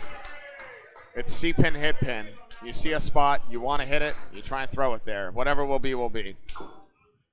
Blake Doucette and BJ Hamilton both had marks, both filled and are at 24. Doucette, pins falling backwards for him, almost a backdoor strike, leaves the head pin for a spare leave. Troy and Dunphy. that was a skip lob. It skipped out of his hand and takes out 10 pin. Skip lob, of course, is not a true lob. The ball hits in front of the foul line and goes off of it. Travels in the air and then drops back on the lane. That is legal in candlepin bowling. Whoa! Troy Dunphy trying to come back with a spare of his own. Powers 8, leaves the 7. Once again, corners proving tricky. BJ, apologies. You definitely have to go right at the 7 pin or else that wood's just going to go right around it. That's where he's... Like that. Yeah. Good read on that, Aiden, as he... Definitely not where he was playing. He's frustrated. I would be too. 33 through 3 for BJ Hamilton. 34 in a ball for Blake Doucette. as he's trying to provide a spark here for A+ accounting. 4 marks on the board at this time for A+. Only 1 for Birchills, as they have a 15-pin lead that's going to evaporate when these marks are filled.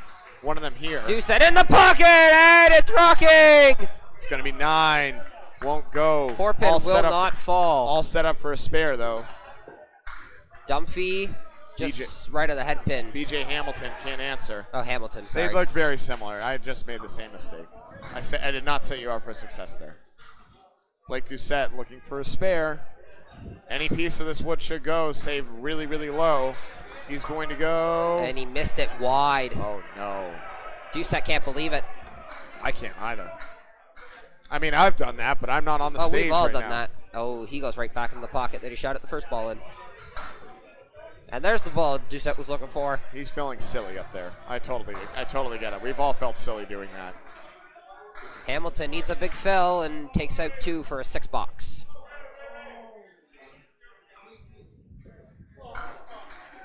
Neither bowler happy with that performance. 6 for BJ.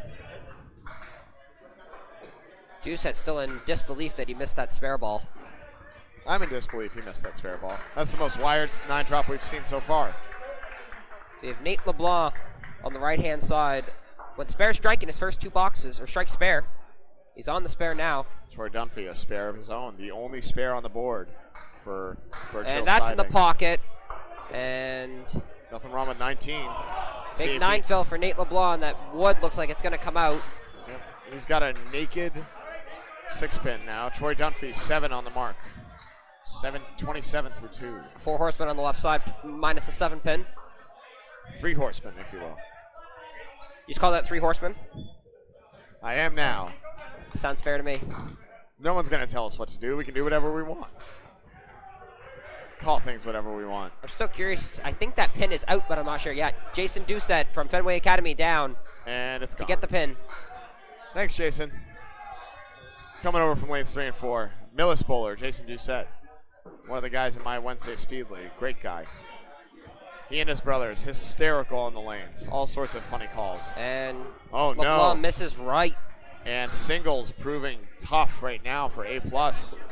Not indicative of a good ball. Confident 4-pin ball. will not go on that one. Good Yeah. spare bid for Troy Dunphy. Yeah, he just chopped it a little. He knew he was a hair heavy out of the hands, I think. That's what happens when they're 2 full on the head pin. And 8 checks 10. Mad he didn't get it the first, second ball. I'm sure we've all been there, though. Yep, Blake Doucette saying, oh, I did that too. Troy Dump. Dunphy goes wide, tough 9. 36 through 3 for Troy Dunphy and 49 through 3 for Nate LeBlanc. Yep. Doesn't hurt as much as missing a spare, but it still hurts missing a single with wood for a 10. As both bowlers looking to lock back in here. 1-pin game right now for A+, and what are the marks? We have 2 on the board now for A+, and none. So they're up 1 with 2 marks to go, or 2 marks ahead, including a strike. 2 and 1 split. 2-4-10, one of my favorite splits in the sport of candlepin. And one of them's going to go here for Troy Dunphy, as he's got the 1 and the 9. And wow, Nate What a LeBlanc great shot by Nate LeBlanc. sends the wood all around, out and about for a spare. 59 and a ball. Troy Dunphy for a spare bid, 1-9, and he's got it. Spares by both bowlers to put them 46 in a ball through 4 and 59 through a ball with a ball through 4.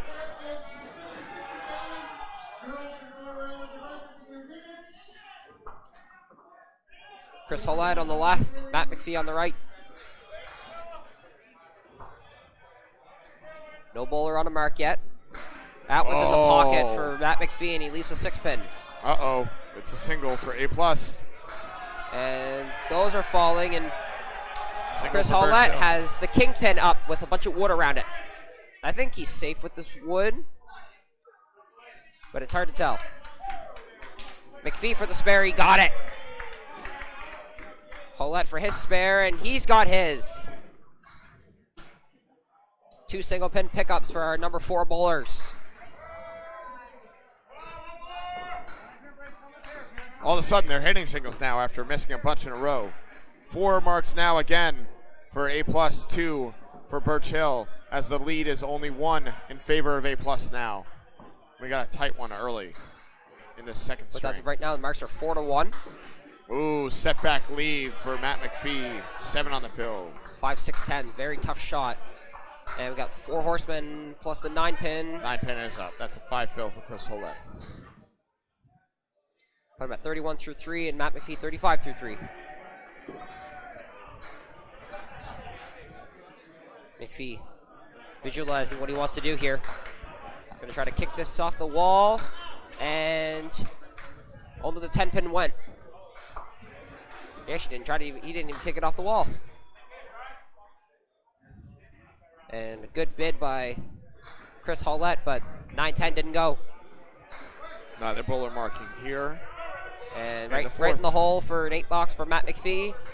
And that one missed left. 8-box for both bowlers. 8s are wild. Chris Hollett not happy with his performance. A bunch of 8s and then a spare 5. 8 boxes, not bad for the average bowler. Not good for the world, on the biggest stage. These guys all came in at least in the mid to high 1-teens in terms of average. Some of them well over 120. Just mention the official recap. And we just had a. So scores were confirmed in the first one, 559 to 524. We were off by 1 pin, but the 2 points is still good. 2 pins, I guess. 559 to 524. It was a 35-pin lead or win for Birchill Siding in the first. But it's only worth 2 points. Total pretty solid. However, a long way to go. Matt Harnett now on a mark, fills with 4. Travis Toffelmeyer looking for his first of this string. He'll drop 7. Just got to play this with if there's no wood, and tries it, and 7 Oh pin my stands. goodness, that 7 wiggled and it's off kilter right now, but it didn't go down. What And an it's still on attempt the by plate. Matt Harnett. Oh, that's killer. And Toffelmeyer won't go. Sure looks good when you make it. Ugly when you miss. Harnett for a 10, he's got it. Big 10 box, put him at 33 through 3 boxes. 10 for Matt Harnett. Freddie waiting for the wood to settle down. It looks like it has settled. 1-9 for a 10. And 9 bucks. 9 bucks. Candlepin Bowling Network, the ICC Worlds, Day 3. This is match 7 of 11. Bob Lee on the sticks, Duncan MacDougall joined by house bowler Aiden Bourgeois. 117 average. We'll see him here soon.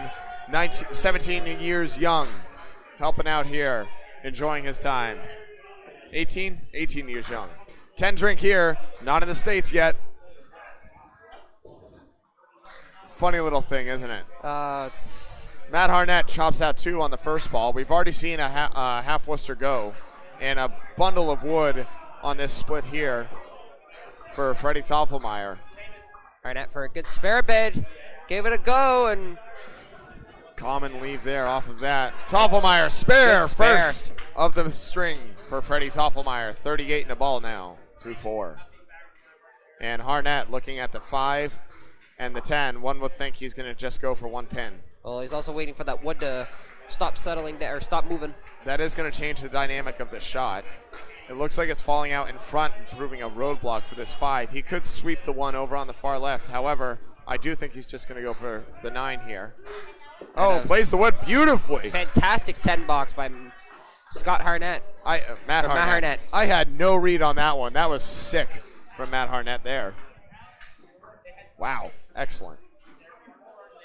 Put him at 43 through 4. Top of the order coming up here. Score update, 234 to 226 in the string, favoring A+ Accounting. 2 marks on the board for either side. Justin Corkum filling a strike here. Nate LeBlanc and Troy Dumphy in the 3-hole, both on marks. And Freddie Toffelmeyer for Birchill Siding at the anchor with a spare. Toffelmeyer in the pocket, and 3-6-10 on the right side. Good job breaking up that split. Justin Corkum. Taking his time, his precious time. And this is left. Ooh, tough break there. Not the ball he wanted. Not at all. Getting the comments up here for you folks. If you want, I'll be able to shout you out as I'm getting it up on my phone here. Yeah, Travis really rips it, Mitchell. You're not wrong.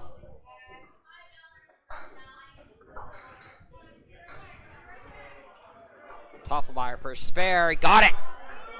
Great shot by Travis. Big marks for Travis Toffelmeyer as he goes 4 out of 5 on the first half, 74 in a ball. Justin Corkum still loading up a strike, looking for a good second ball. In the pocket, and the 5-pin stands. 9 on the strike. It's a sick ball from Trustin. He just wishes he threw it first.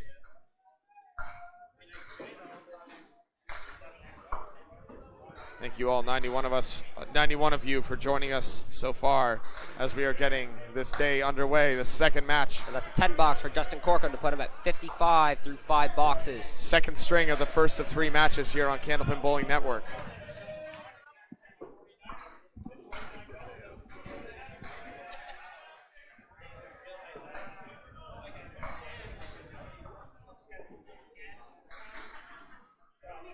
Toffelmeyer on a spare, already 74 through 5 boxes.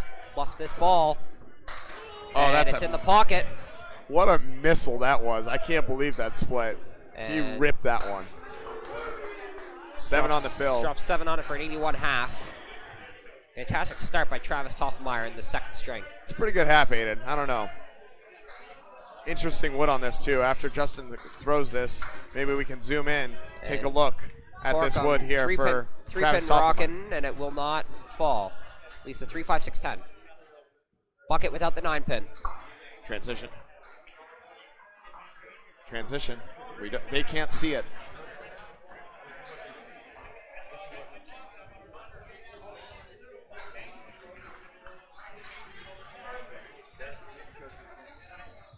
You want to try to just tip this wood on the right hand, this front wood on the right hand side. Send it over, have the ball come into the other piece. That would be the goal. It's either that or go way high on it, send it spinning into the other wood, and have the ball catch the 7. We'll see where it goes. I don't feel like the ball will catch the 7 if he goes high on it. He goes right on the red line and makes it. Wow. Fantastic shot by Travis Toffelmeyer. What a read. 91 through plus a ball through 6 boxes. He is on fire right now. Big spare from Travis. And Corkum spare bid hits at 3-pin.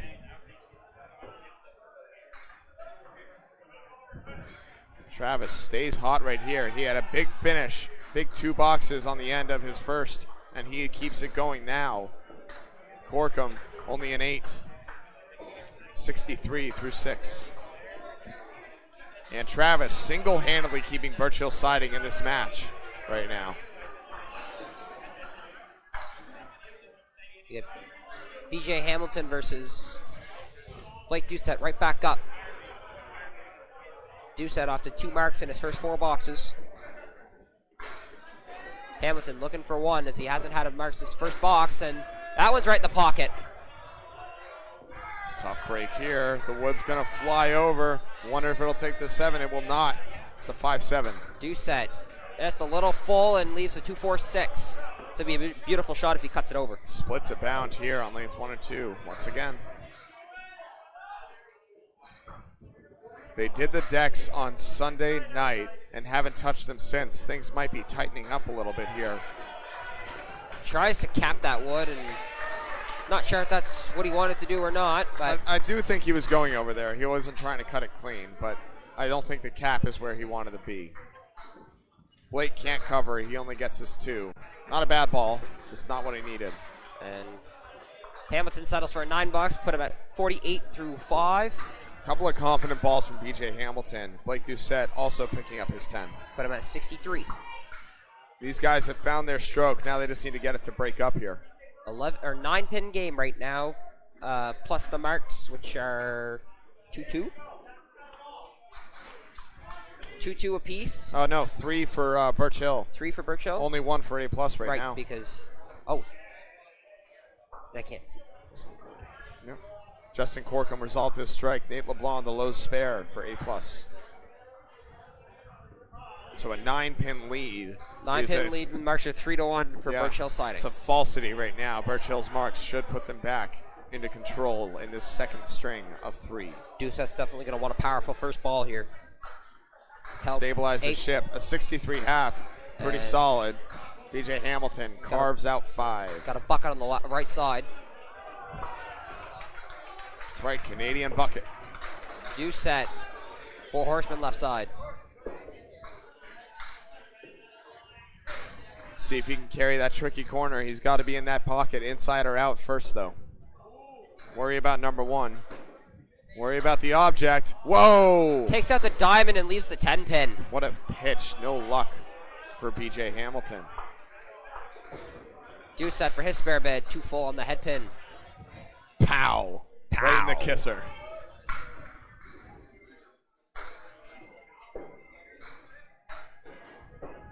And 9 bucks for BJ Hamilton. Doucette's going to want to settle for a few pins, and he'll take his 9 bucks as well. Corner still doesn't go for Blake Doucette. Tricky corners on lanes 1 and 2. Both bowlers coming. Nate LeBlanc and Troy Dunphy both are open. Canadian Open. Yes. American on a mark. I don't know. We don't have a name for it. Both bowlers on spares. I got it. Approaching the halfway point. Trying to resolve this 4th box here. Both Troy Dunphy and Nate LeBlanc. See if they can get it going. Dunphy definitely wants, both bowlers definitely want powerful balls. And that one just a bit left, but takes out 7. That is a powerful ball. It was just on the wrong spot. 53 through 4, though. And Nate LeBlanc, not the ball he needed, only 4. Put him at 63 through 4 boxes. 3 marks in the first half, trying to make a beautiful one to get to 4. And Troy Dunphy only 10 pins back, one less mark. For another spare bid. Oh, how did that not take the 7-pin? The ball rocketed over, didn't go. The pin rocketed over. Look at that thing dance off and not take. Great bid by Nate LeBlanc. Just 4-7s. Standing stronger than he wanted it to. And Troy with a 9 bucks. Nate LeBlanc looking to gain. Dunphy's got to clear his gutter. And he'll even.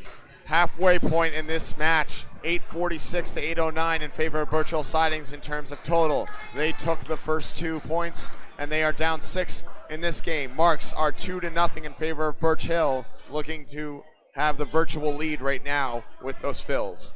2 spares, one for Travis Toffelmeyer, the other for Freddie Toffelmeyer. The Toffelmeyer brothers leading the way. Travis especially, 91 through 6, and a ball is crazy. Plucks out 158. Taloned Eagle, the 9-pin also there. That one is a little too full. Takes out 5. Not much better for Nate LeBlanc. He does have a better spare leave, but it's challenging. Both of them. Check mark plus the 7, and Troy goes wide. Trying to make that cut. Goes a little off. We see that a lot. He got it! What a beautiful shot by Nate LeBlanc. That's unbelievable. Especially with no wood. What a sick ball. 3, 5, 6, 7, 10. He made that look too easy. I'm upset by that. It's not an easy shot. And a tough 6 box for Troy Dunphy. Big swing there for A+ Academy all of a sudden. Now back up 10. Marks are still 2-1 in favor of Birchill, but A+ regains control, stabilizes the ship. Marks are now favored 2-1 to Birchill Siding. 10-pin game for A+ as we speak. Chris Hollett. Had a little hiccup right there, but we're back. Throws left, takes out 3. McPhee on the head pin, strike! Matt McPhee. And Hollett to match him, it goes! Big spare to answer Chris Hollett, a multi-pinner. Marks abound here in the 4th hole. Strike for McPhee, spare for Hollett.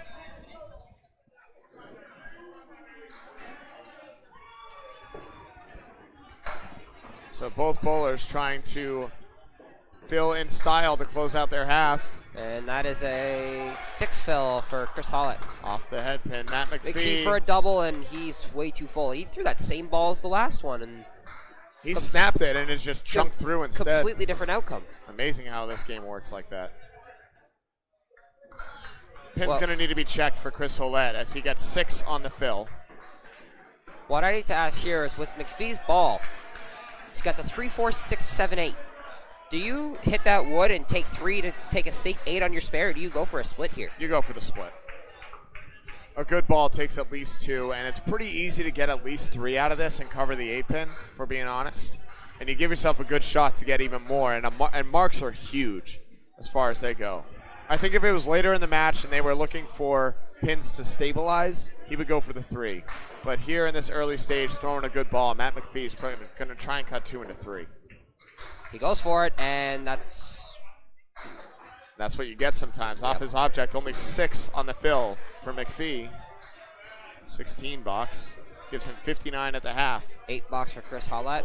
And now he'll go for the pins, and he takes out. Oh, well, maybe he should have gone over there. That was weird. 8 and 9 for Hollett and McPhee, respectively. And anchors away now. Freddie Toffelmeyer on his first mark of the string. Matt Harnett at 43 through 4. And Freddie Toffelmeyer, 38 plus this ball through 4 boxes. Definitely wants a big fill to try to get back in this match. 328 to 317, favoring A+ accounting. Marks are 2-1 still in favor of Birch Hills. String, not match, but In the string, you're correct. yeah. Freddie, it's a Phil- good ball. It's only 6 It's a though. diamond on the right side. Harnett, his first ball is too full, and that's a spread eagle. It's our first true eagle of the day.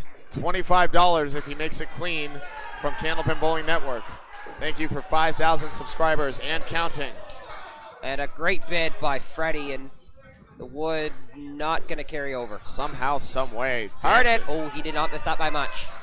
Missing That's one of it. the worst feelings when you have a spread eagle like that and you hit either just chug out 4 or the 6 pin. We see that a lot here. I can't tell you how many times I've done that. Yep. We've seen it a lot here too. It's a common thing for a And lot of bowlers. Big safe 8 for Matt Harnett. It's a great 8. Get out of that mess. It's a great 8. Put him at 51 through 5, and Freddie Toffmeyer 54 through 5. Every bowler now closing out their half. Everyone over par, except for BJ Hamilton at a tough 48. But he's looking to come back here. Bart Johnston bowling. Thanks for That one's joining on us. the head pin, and leaves a 2-7-10. I like this wood. Zoom in now and see it. It does look like good wood. Zoom in and see this wood on Freddie Toffelmeyer It's at here. least 2 or 3 of them.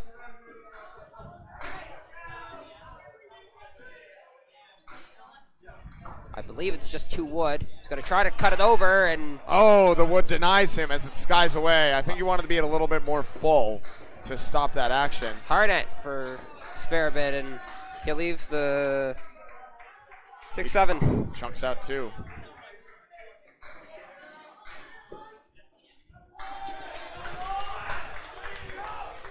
Nine for Freddie Toffmeyer, and a big 10 for Matt Harnett. Fantastic make. Give him a 61 through 6 boxes. 61 for Matt Harnett and a 9 for Freddie Toffelmeyer to 63. Is that correct? That is correct. Yeah.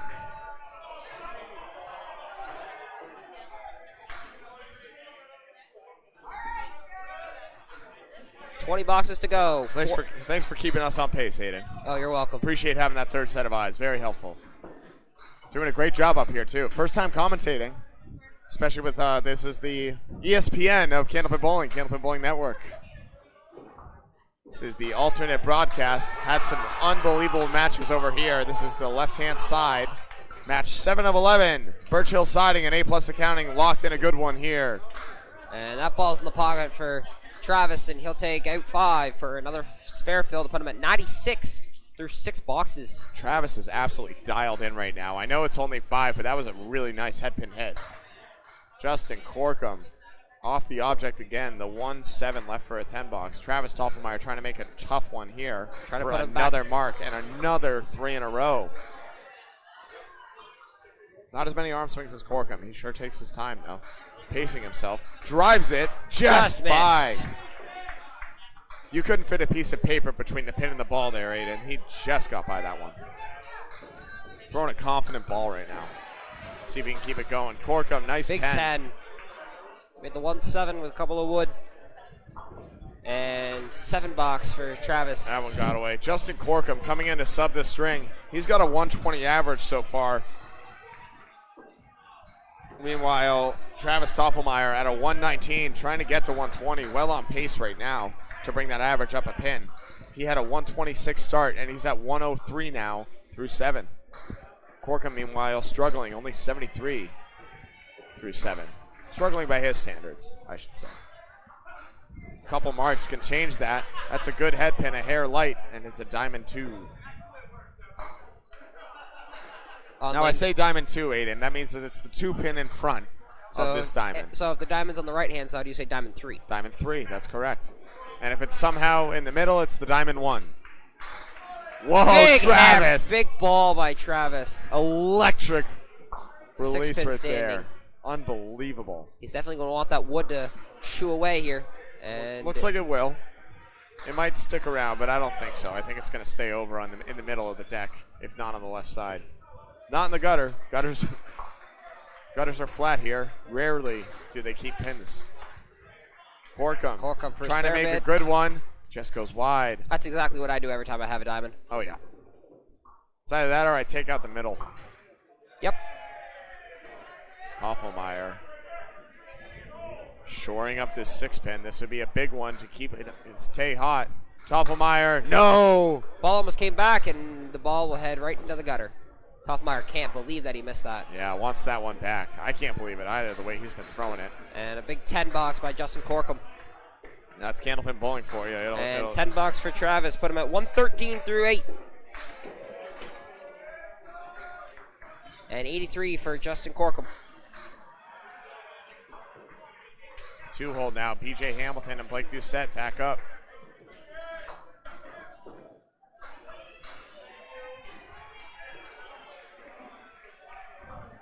BJ, tough 57 through 6. Blake Doucette, solid 72. 2 marks on the board so far for Blake Doucette. 1 for BJ. Blake Doucette in the pocket. And 2-4-10, 10-pin rocking. It will not go. So Danny's correct, Mark. You asked a good question. If the ball comes out of the pit and hits pins, doesn't count. And the rule is, if any legal contact is made with any wood or any pin on the plate, then everything that happens from there is good. So if the ball makes contact with a piece of wood on the deck, goes flying around into the pit and back out, anything that it touches is still good contact. Conversely, if the ball hits a wood in the gutter or goes into the gutter and comes back out, anything that gets hit is no good from there on out. And those pins that are down by that ball do not count. BJ Hamilton almost just made a half Worcester. Left an 8-pin rocking. Half Worcester. Worcester. $10 for Blake Doucette. Oh, it's funny for us. It's fine. I know it is. We got to mock each other a little bit. It's good to have a little bit of back and forth, for Canadian sure. to American. $10 abound for BJ Hamilton and Blake Doucette. 82 through 7. Both 67 for BJ Hamilton. Both have balls sitting in their gutter. That ended up rolling almost all the way back down to the bowler. Thanks, Danny. Appreciate it, bud. Got to be a part of the team somehow, right? Doucette in the pocket, 5-10. No luck. Wood spinning and puts himself in. Oh, Mark Johnston making the custom shirts for Canada 5. Excellent. Canada 5, one of the darlings so far. They made a huge run yesterday and are now in the playoff picture over on this side in the 5th hole. Doucette Couple of tries the big wood, sweeps. And it actually almost came back. So that's an example of that being a good piece. He did not connect with the pins. However, he made fair contact with the wood. And therefore, that pin counted. And if it took the head pin, it would have counted 2 for a spare. Instead, he's got a roadblock in front of this pin. And the roadblock does roadblock things for a 9. BJ goes wide again. BJ's been dropping it just a hair. I've seen him a lot on the right-hand side. See if he can find it here.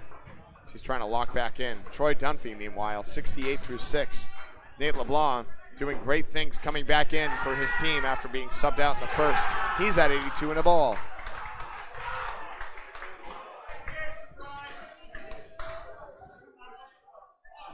Nate LeBlanc trips up the split, and it's a 9 drop now. 9 on the fill. Dunphy wide, chops 3.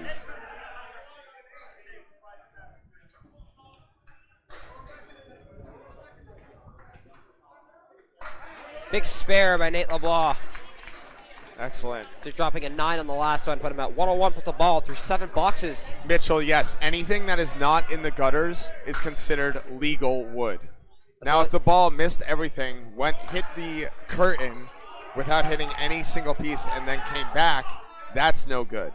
It has to make legal contact with anything on the plate, whether it be a standing pin or a dropped pin, which we call wood here in Candlepin.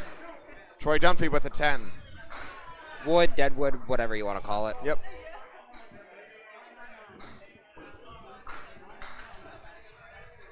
$101 plus this ball for Nate LeBlanc. Yep. Even if a piece of even if a down pin is partially in the gutter, if it makes fair contact with the part of it on the plate, then that's still good as well. That's in the pocket, and he's got a strike on spare. I'm trying to explain the game, and Nate LeBlanc's just doing crazy things over here, making it very challenging. I appreciate that about him. Troy Dunphy tried to match, and look at this, though. He's got a sweeper. he's got the 3-4. He's got a sweeper. Let's zoom in, Bob, and see what he's got going on here. I have a feeling that he's going to cap that wood on the 3-pin. He's not going to want to. No, absolutely not, but I hate to say it, but it's just I've been in that situation. Going for the sweep. It comes off the wall and just falls into the pit just before it can catch. What a try by Troy Dunphy. Danny, no, we're not smart up here. We're idiots. We're up here calling the thing. We should be up there bowling, but we stink. Troy with a 10. Put him at 88 through 8 boxes. 888. 888 car talk. That's 888-226. Matt McPhee right now, 68 through 6 boxes. Massachusetts guys will know what I mean there. And Chris Hollett, 63. McPhee in the pocket. 2-4-7-8. A couple of wood around it, but doesn't look like the wood are very significant unless that wood rolls back in, and now it actually looks very significant. Class A, folks. Class A, Danny Fenn. McPhee gonna try to hit the 2-pin, and the 7-pin doesn't go. He can't believe it. What do you mean? He hit it good. That was silly. It's a silly game. Hollett still trying to find a spark here, and they'll take a 9 box. Chris Hollett almost backdoors the 10. That would have been sick. He'll settle for a 9.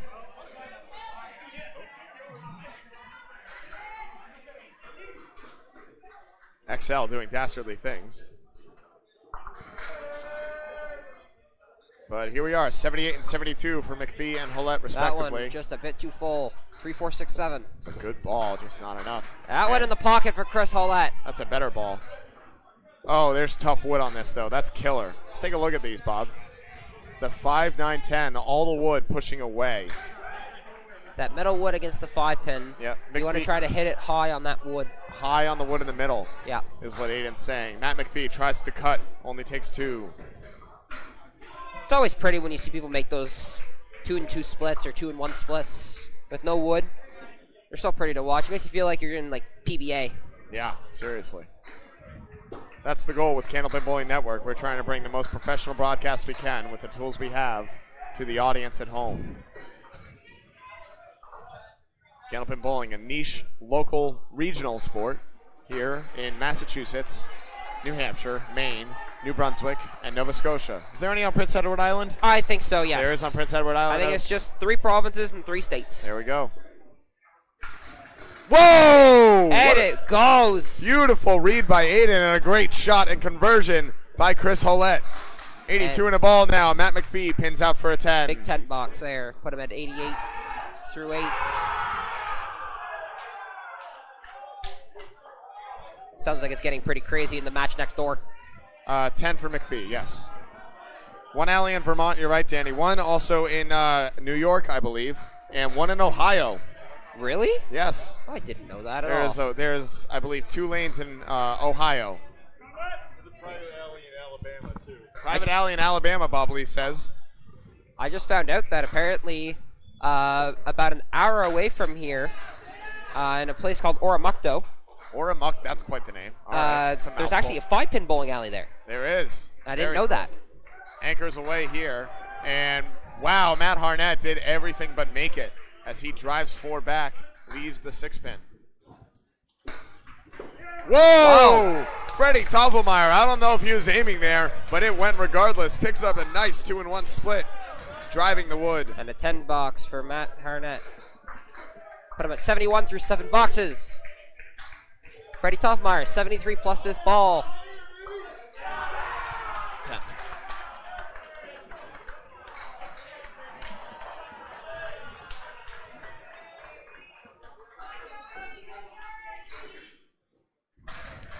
$22-pin match right now, or string.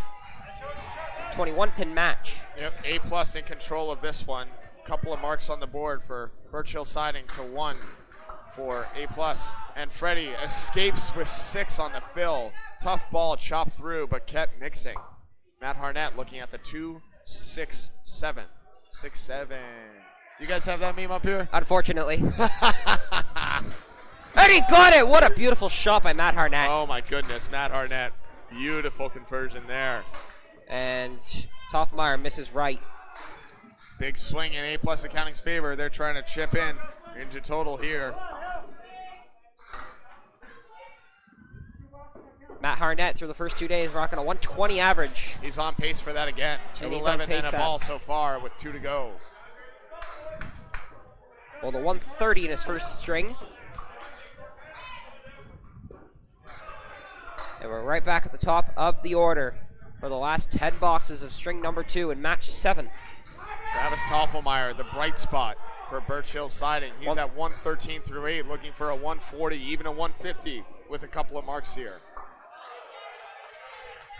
On pace for a 30 at least with pinning. And he's going to have his work cut out for him. He takes out 3, maybe 4. It will be 4. 6-pack left standing. Hang on, it might be 5. Oh. No, that wood looks pretty good to help though. It's up on the 5-pin to take out the back 2. Corkum taking his time. As is his prerogative.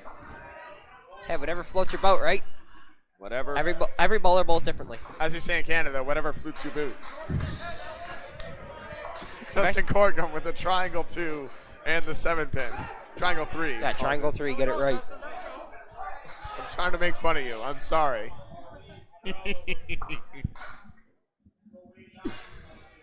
We can't have fun. What are we doing? This wood looks to be on. If Travis Toffelmeyer rips this head pin, it should be able to sweep through. And he Yeah! Travis Toffelmeyer drives it home. Another mark. That's his 6th of the string. Beautiful shot. Travis Toffelmeyer. 5 spares and a strike in that second box. 123 and a ball here in the 9th. Justin Corkum trying to make a match. beautiful. And Well, that was a good ball. It just didn't carry. That's candlepin bowling right there, folks. Devil just wants to take 1 out of this, take a 9, or he tries to hit the 7-pin, and then try to sneak that wood over into the 6-pin. Appreciate it, Danny. We're doing our best up here. Hopefully we'll see you later. He tried it, and just behind. 9 bucks. Put him at 92 through 9 boxes. I got to hop off for a quick second, take a 5-minute break. Bob Lee is going to bring you the rest of the way home for this string. Hey, thanks, Duncan. How's it going, Ayrton? Oh, it's going all right. It's going good. We're back. It's a little cold out here, and it's about 80 degrees on the other side of the I honestly alley. prefer it a little chill in here. I find Right. it gets too hot in here too often. So, Okay, Travis on the fill. and he takes out 3. Put him at 126 through 9 boxes. That Little disappointed with that ball. Oh, he's got 6 spares, or he's got 5 spares and a strike. Unbelievable string. That one's in the pocket for Corkum, and got the 6, 7, 10. Now, Bob, would you say your best bet is to try to cut the 6 over into the 7, or try to maybe spin that wood into the 2? In this house, I like. In this house, anything can go, but anything cannot I go. like the way things bounce back and forth. So I'd give it a chance. Another I'd try give for it a chance to get Travis. the ball and that pin moving. You have to hit it very light on the tip. Not, right. You almost got to go right at the 7 pin. Yeah. He's going to try to cut it over Yeah. and just missed. So, and those are going to happen. 1 in 40 thereabouts. Oh, they're so you can very, swing it very across difficult. like that. Very low low possibilities Yeah. to make shots like that. Doesn't matter how good you are. All right, Travis pokes through 7 bucks right? to finish with a 133 string. Put him at a 257 through 2 strings. His average is 119. 119 his average, so he is exceeding that right now. And a 9. $9 for Justin Corkin to put at 101. Pairs with his And average is 120 on the season. Or in the tournament the right now. the tournament. We'll call it that. All right. Bowlers number 2. Match is tight. 15 pin match, or 15 pin string, my apologies. A 28 pin match for Birchill Siding, who took the first string by a final of 559 to 524. And we'll have 8 head-to-head boxes to go. And look at that's that. a hammer by BJ Hamilton. That's going to tighten it up. He was due for that. Doucette looking to match him, and leaves the 7 pin standing. The wood doesn't look, it looks okay, but it doesn't look too promising. Okay, let's zone in on it. I think he's okay. He has to play the wood. You got to play it on the right side of the red line for sure.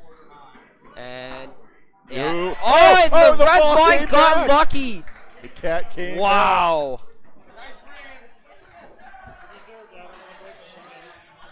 How about a spare on that, eh? Unbelievable. All right, so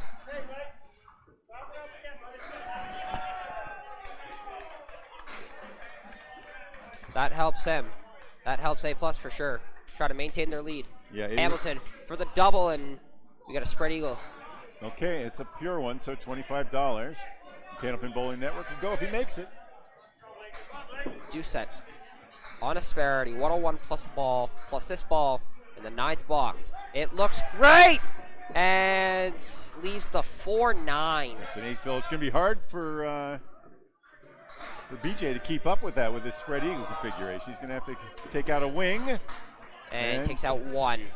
For a that's 5 fill on the strike to put him yeah. at 91. Really, unfortunately, he hit both objects right Doucette on the money. tries to cut the wood over and almost made a great try.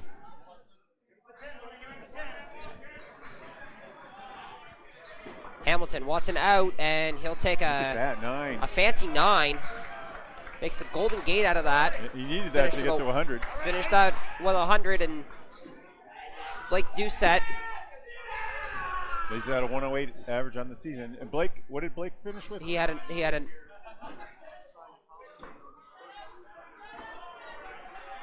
I believe it was a 9 bucks. Yep, okay. So he had a 118. And Blake Doucette with a 120 average, so just under his average. A struggling first string with a 101 for Blake Doucette. 18 pin string right now, 6 boxes to go. I'm not sure exactly what the marks are. LeBlanc for a double and leaves the 3, 6, 7, 10. Bob, what would you say the odds of this shot being made out of 3, 6, 7, 10? Oh boy, I don't have numbers on it exactly, but it's going to be less than 10%. You have to your chances of being, if you hit the head pin and drive a spread eagle through, I know that happens 6% of the time. So I would imagine the same. So that And would be 9 an 8. fill on that strike. Yeah. Put him at 130, Mike. And that's a good 10 box by Troy Dunphy. Put him at 98. And a 9 box set Nate LeBlanc at 139 through 9 boxes. And the lead is 26. 520. Big string for Nate LeBlanc here to help A+ hopefully takes points for the first time Yeah, they got to. in a while. They're in sixth place out of the playoff picture Yeah, they had a coming in, and they just dropped 2 more. and that ball's just right of the head pin. Yeah, A plus on day one ended up taking 22 out of 24 possible points. And then yesterday they ended up only taking 4 out of 24 possible points. Big difference, but you got 4 matches to go, plus the rest of this one. And a big spare bid for Nate LeBlanc. Put him at a most likely 150 string. That's the kind you get 10 on, Nate. That's the kind you get 10 on, right there. Just needs to keep it on the deck. What an He's at unbelievable 149 string and a by ball. No, and a 9. 9 box, put him at 107. Remember, Dunphy had a torrid pace in the first. Ended up with a 121, but he came up grabbing his elbow right around the 7th or 8th string. 7th or 8th box, sorry. LeBlanc. Big fill for an 8. Hang on. And It's in a rock, but it won't go. A 157 for Nate LeBlanc. super. Fantastic string. That will now help the lead A+. is 35. That's a big string to help A+, hopefully take some points. With 4 boxes to play now, the number 4 bowlers will throw their 9th and 10th. We have the marks are 1-1 right now as the match right now is only 8 pins for Birchill Siding. Chris Hollett fills with 8. And Matt McPhee leaving the 5-6 or 4-5 with a wood almost perfectly. It looks good. Call it for spare. He got it. Oh, okay. McPhee, his spare's good. Both bowlers putting up significant marks here as this match is closing in.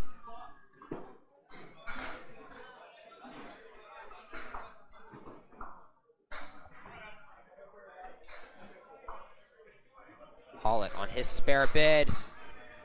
Takes out left side, and he will take 5 with pins rocking. McPhee. Both pins are rocking, and neither of them will fall. That's going to be 8, right? That is an 8 fill. They'll put him at 106. And Paulette chunks one out, chunks the head pin. McPhee misses. No. Hits left. Probably a little disappointed in himself about that one. 9 fill for Chris Hollett, put him at 114 for string number 2, and a 9 fill for Matt McPhee, put him at 115. You beat your bowler, you can win the string. That's the way to put it. McPhee's 115 over the. There was a 90 in that slot last time. It's a different bowler. 30 pin string right now. Matt Harnett open on a spare 81 plus a ball through 8 boxes.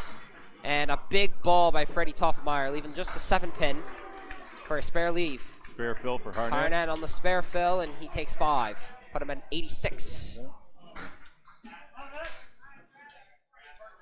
That brings the total back up to 35. Toffenmeyer for a spare, and Freddie gets it. Harnett looking to match. A great bid and just missed the 7 pin. They're definitely going to want this pin.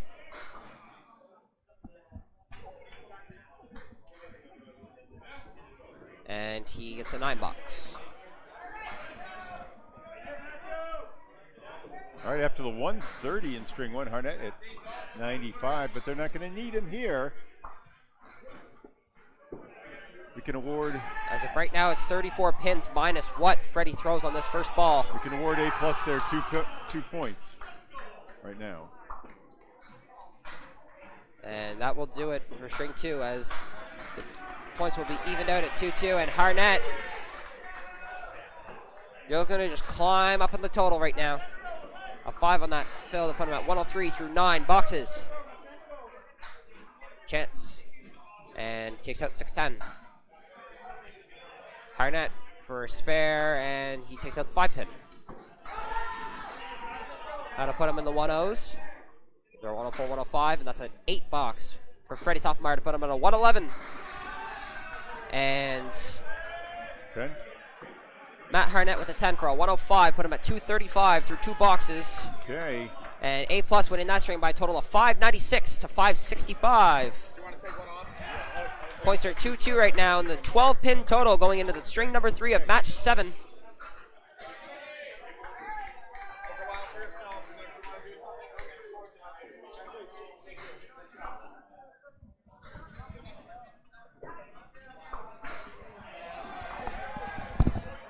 Stay on if you want. If you want to take a break, feel free as well. It's up to you. Okay? Yep, got it. Getting reset now for the third and final string. Duncan MacDougall back on the call in for Bob Lee, taking a much-deserved break. Travis Toffelmeyer starting with a bomb. No, Jerry Dunn, never mind, into sub. Got to do some quick work here. Get you all caught up. We do that. We do that. 12-pin lead going into this for Birchill Siding. As Jerry Dunn goes hammer time. Coming in for Justin Corkum. And Travis Toffelmeyer with a spare. Both bowlers putting up marks.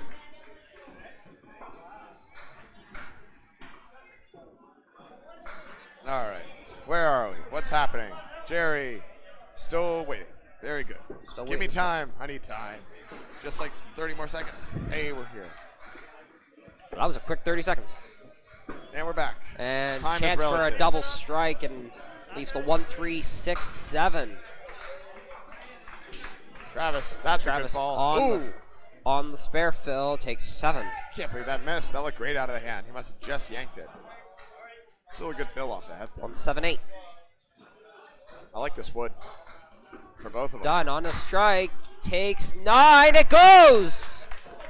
The 7-pin went afterwards. Spare on strike for a 20 first box. That was cool. That was a cool spare.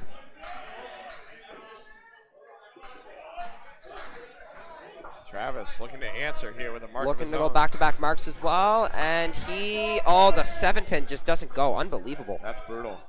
It's Candlepin Bowling Network, ICC Worlds Day 2. Free to subscribe, never a charge. Smash that like button, smash that subscribe button. Day 3. I don't know where I am or what's happening. I'm just trying my best over here. And a 9 for Travis Toffelmeyer. He'll sit down at 26 through 2. Pretty good, but Jerry Dunn's at 30 and a ball. Number 2 bowlers here. Let's see if they changed up on me too. We're on the wrong side. Now we're on the right side. BJ Hamilton looks like he's back up Blake for Doucette Birchill as well. Siding. Blake Doucette also staying here.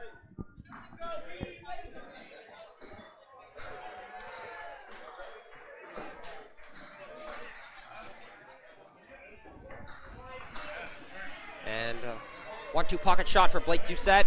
He's the 5-7-8, 5-7-9-10 with a bunch of wood all over the place. That's really mean. We're going to take a look at that one after BJ throws this ball. It's a power ball and a checkmark leave.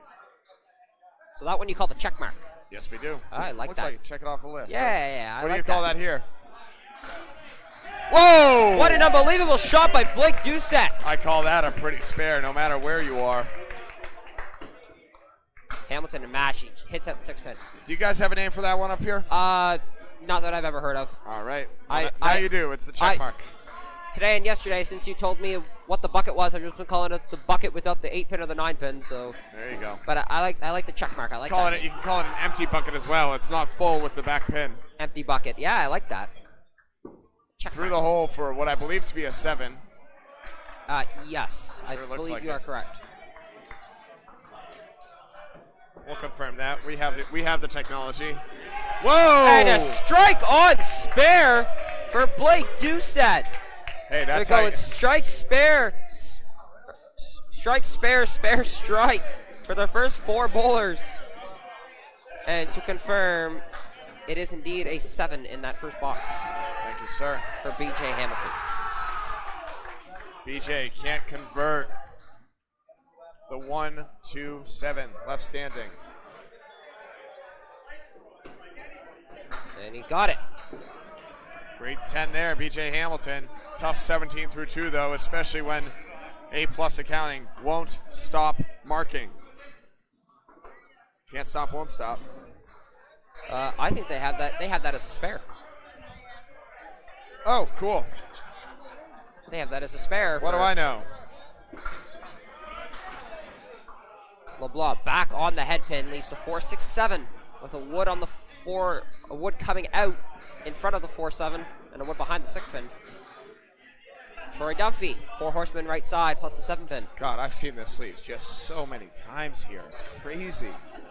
It's not a common leave in the Honestly, House of Bowling. in the 2 strings I did with this broadcasting yesterday, it made me realize how many times I said 4 horsemen. A lot of horsemen. And a great bid, but leaves the 6-7. It makes you think these are the best of the best bowlers. For all the times they leave the horseman, that means they didn't hit their object. It's a working ball, wipes out 6 usually, but carrying, you got to hit him in order to make him usually. That's an 8 box for Nate LeBlanc. Tough break there. And this will be a 9 for Troy Dunphy. He should have hit that one more full. That wasn't full enough for me. He only drove it directly back at 42 miles an hour. Early lead for A+ and a flurry of marks by the first 2 bowlers. Now have the lead in total, 1180 to 1175. And 2 full. This is Spread Eagle, a $25 chance here. Haven't seen many of those today. We saw a million yesterday.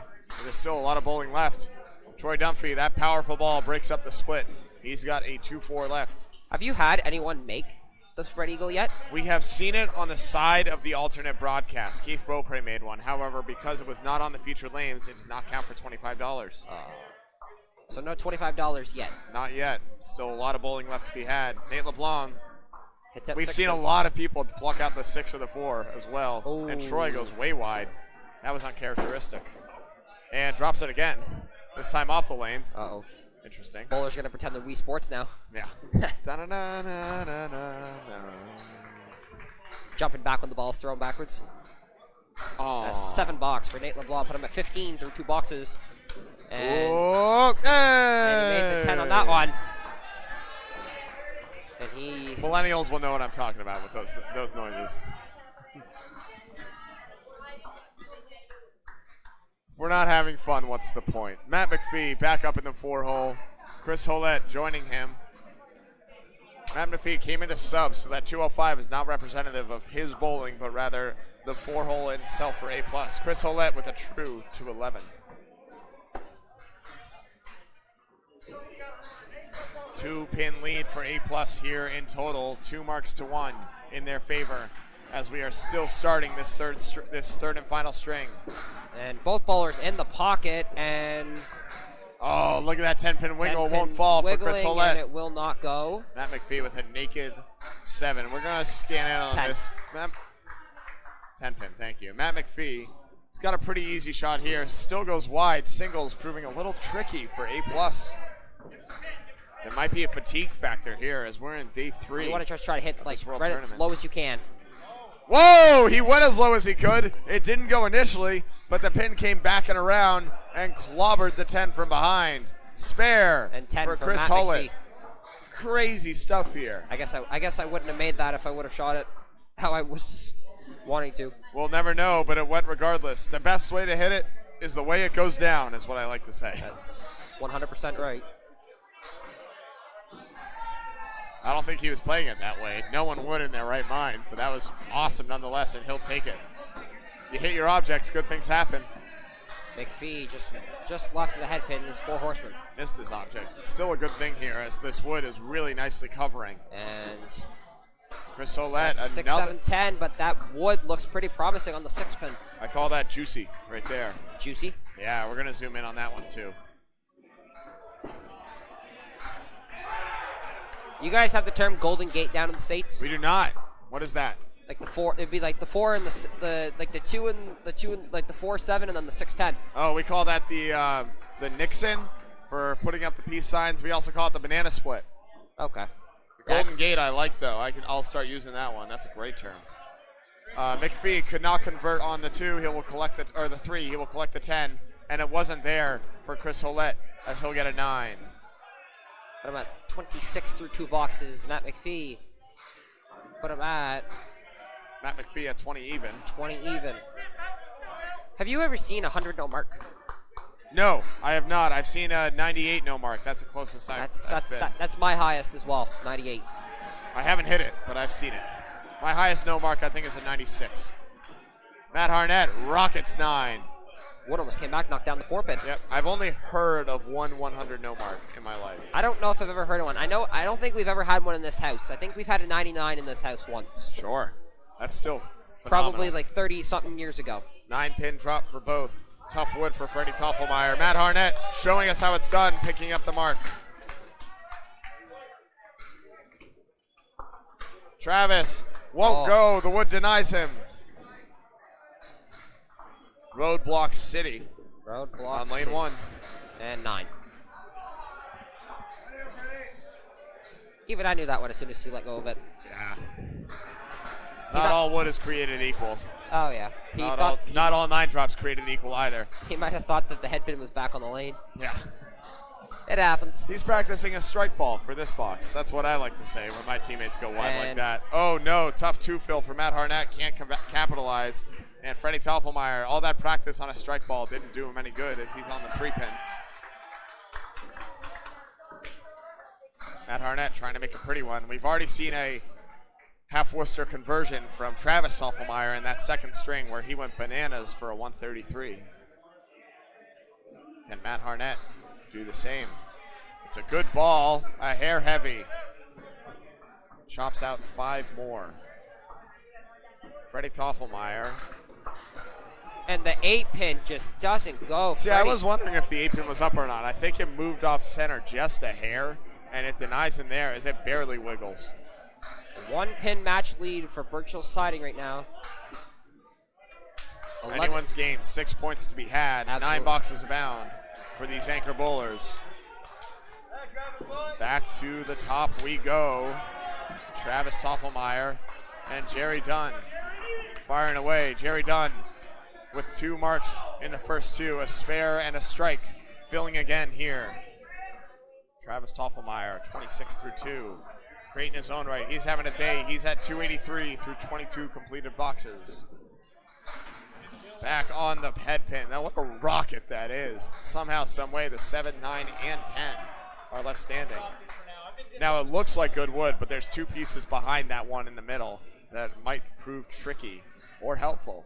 Who really knows? We're about to Jerry find out, I Dunn, think. the lefty, and an ugly 5-7 leave with no wood to help. That was a better head pin than that. We're going to zoom in on this here for Travis, see what happens. You see those 2 pieces peeking out from behind. He's going to go high and drive it home. What a shot by Travis Toffelmeyer. Holy cow. Jerry Dunn already 38 in 2 boxes. Trying to make a clean cut. No. And he'll try and pin out here for a 9 or a pretty 10. See, Laurel Goodwin from New Glasgow had a perfect 100. And Jerry Dunn with a 9. I bowled in New Glasgow once. I didn't mind it. I won my my 3rd AYB national there. Which province is that? New Glasgow is in Nova Scotia. Nova Scotia. Very good. It's probably about 4 hours away from here. Or so. 4 hours, you said? Yep. Yeah, that makes sense. I think it's Almost easier to take the ferry at that point, right? I'm not sure if there are any ferries that go to New Glasgow. I'd actually have to look into that. All right, Travis Toffelmeyer on a mark. He's been excellent so far in this match. He has a quest for 400 right now, I believe. That won't help right there. He's only going to take 4 on the first ball as he's off on the 3-pin. That 4-fill giving him 40 even through 3. And Jerry off the head pin as well. He's got the 1, the 3, and the 6. Good wood on this for Travis Toffelmeyer. We've zoomed in enough, so we're not going to this time. I want to see if he can snap it, though. The 1, 3, 7, 8, 9, 10. Yep, 1, 3, and the back row. No, just off the head pin. I was bowling in my league last night, right? And I had awesome spare by Jerry. Wow, beautiful shot. And I had a head pin break right in the 1-2 pocket. Yep. I left the 7, 8, 9, 10 on the plate. Any wood? I had a wood up against the 7 pin and the wood up against the 10 pin. Okay. And I tipped the wood on the 10 pin and I cut everything over but left the 7 pin wobbling. It just didn't go. I bowl out of a very hard house called Sawyer's Bowlerdrome in Northborough. I've seen a couple of times where people have left either the 4, 5, 6 with no wood or the 7, 8, 9, 10 with no wood. Vicious game. I've seen the 7, 8, 9, 10 with no wood, but I've never seen the 4, 5, 6. 4, 5, 6 was a new one for me too. BJ Hamilton on a mark, drops a hammer. Absolute nuke strike on spare. And Doucette trying to match it. Another true spread eagle. Another chance for the $25 bonus. Big swing right there all of a sudden. For anyone on Canopin Bowling Network that makes... No, there's wood on it. Won't count. Oh, it has to be no wood. Has to be no wood. Whoa, and he almost makes it. It's going to go! Too bad there was wood. Not $25, but a huge shot regardless for Blake Doucette. Unbelievable eagle conversion. Spare on strike. 40 through 2, 50 in a ball as Blake Doucette on 3 in a row, 20 boxes abound. BJ Hamilton trying to load up, looking for a double to energize Birchill. Down 3 in this match, 15 in the game. Just off the head pin, steals 5, and it's a Kaliri. 4 horsemen plus the 8. Doucette on the head pin.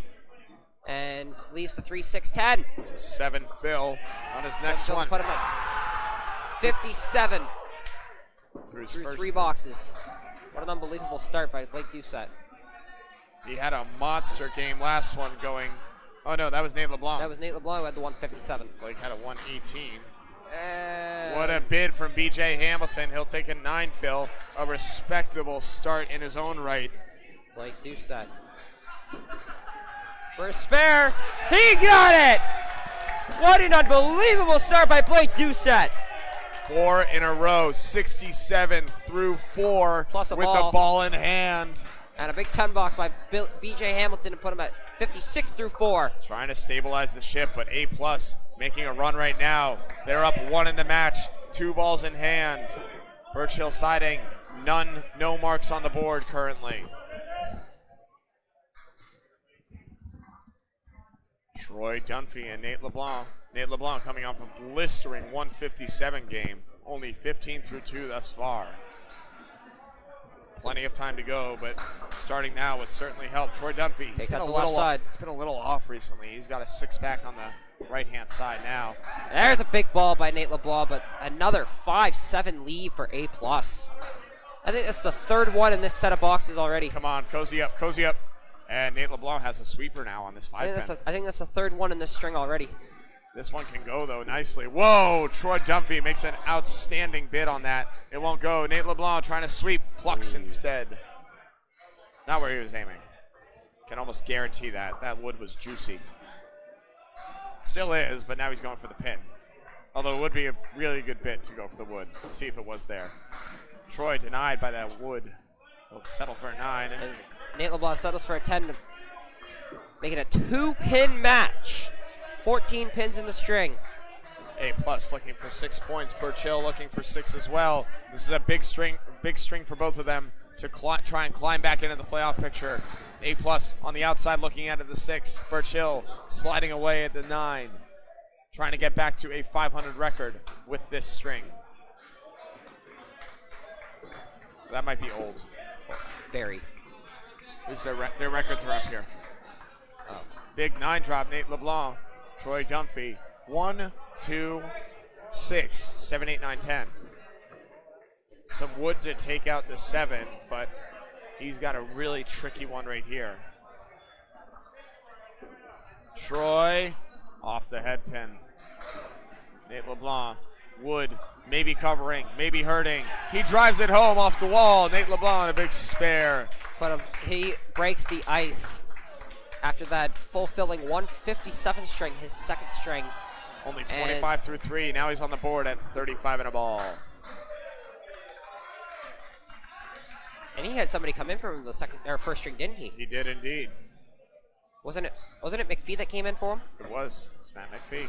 Troy Dunphy with a 9. He is markless so far at 36 through 4. But I mean, hey, picking up your 10s if you're Matt McPhee. Every pin counts when you're in a big match like this. 3-pin match, 15-pin string. Marks now 3 to none. Every bowler that has gone finished their 3rd and 4th. That's a big fall. Now on a mark. And the 189 clunker from Matt McPhee. Unbelievable. I hate the 189 because it means you just threw a good ball. And nope, screw you. Chris And- Hollett, no. Birchill reeling a little bit. And he Matt goes dead McPhee. center again. Pow.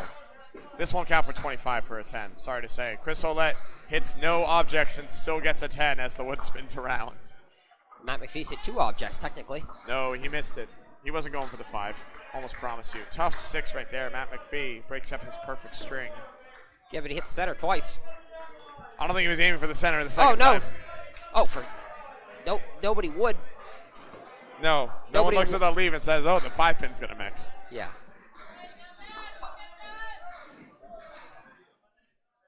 I have a question for you, actually, as a very good bowler in your own right. Sure. You get a spread eagle. Yep. Which side are you playing? Are you a lefty or a righty? I'm a lefty. You're a lefty. Does your ball come in left to right? So it comes in like this? I honestly am playing it to the right side. You're playing it on the right side. I'm going for So you're trying to send it off the wall? I'm trying to cut the 3-6 pocket over into the 2-4-7. You're trying to play that cut? Interesting. Yeah. Okay. I think that's an unorthodox approach. A lot of bowlers will try and play on their side, trying to cut over. I feel a lot more inconsistent on my side. There you go. That's just me. Still Yep. working on it. It's all a comfort thing. Chris Hollett, So- spare. Matt McPhee can't cover. He's got 9. 35 through 4 boxes and 46 plus a ball for Chris Hollett. Yep.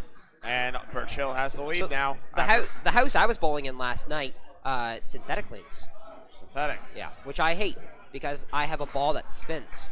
And I was able to readjust to straight ball, still finish at 369. There you go. So I might actually start avoiding that spin ball and just start throwing that ball consistently even when I bowl here. Powerball usually works pretty well. Getting a little rotation to allow that ball to mix is important. But curving it in there, I found it's a little inconsistent. You find most people here at the Worlds are going to throw a hard ball. Yeah, because every time I threw my ball, one person I felt like, and how many Moncton bowlers do you know? Not many. Do you know who Andy Babineau is on Yes, Outlaws? I know Andy Babbitt. That's who I feel like when I throw my spin ball, because he spins his ball a lot. Matt McPhee plucks the head pin out of that horseman. Freddie Toffenmeyer can't convert his either. And Yeah, you see a lot of different. that is a That counts. backdoor 10. That counts. Oh, every day of the week. Legal contact means that ball is in play.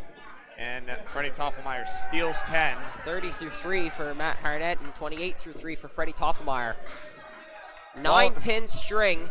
3-pin Wallingford total. Skittles from the United Kingdom. Thanks for tuning in. It's Candlepin Bowling Network, ICC Worlds, match 7 of 11 on day 3. The first match of 3 today. This is the third string in a barn burner. Birchill Siding and A+ Accounting fighting for these 4 points. Total is close. The match is close. What's going to happen? We're going to see as this And develops. This seems very makeable here for Matt Harnett, as long as he hits. We're going to zone in on this, actually, You can- after Freddie throws his ball here. I would say you can even hit that red line, and that you can hit this red line right beside the 4-pin. But the 4-pin is definitely the safer option to play, and he gets that easily. Very close match. Very close match. Oh, go for it. Duncan, I got an update. The other match, match we got to cover because lanes 13, 14 broke down. So we're covering number 3 Kingswood, number 11 Grafton Flooring. What do you got? Grafton Floor tied the first. Kingswood hung on, came from behind to win the second by 10 pins.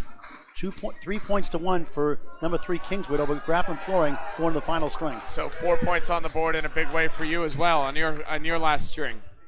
Should be fun. Yep. Excellent. Oh, yeah. Tune in if you want. Paul Grant and Greg Gouillard have that call. We got A+ and Maria's last match today, later on. Thank you very much, Paul. Appreciate it. Thank you. I love it too. Jerry Dunn has a clipped wing eagle. And big power ball to the right-hand side. It's the 1-2-8, and the 2-pin actually falls. That resolves the first of 4 marks on the board for A+ Accounting. Only 1 for Birchill Siding, as A+ has a lead in the string and the match, trying to expand here on the power of a bunch of marks. Jerry Dunn, good ball, only takes 2. And a late falling pin for Travis, now has the 1 and the 8. definitely wants to make this try to get. No, the wood denies. He steals the head pin off the back as the ball spins around the deck. It's going to tail in. There's no way it hits this pin, right? No, he tries to kick it in, as you can see, and it won't take it. As I was going to say, still trying to muscle it over. was- There's he was- only so much you can do when you're back here, 60 feet away. I don't think you have any. Maybe if he blows really, really hard. he was trying to make that spare to try to cut this string close as This ball's going to have to be retrieved as it seems to be stabilizing. Still spinning in the middle, trying to hypnotize you.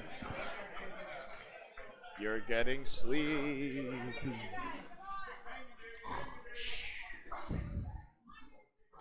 And it's gone.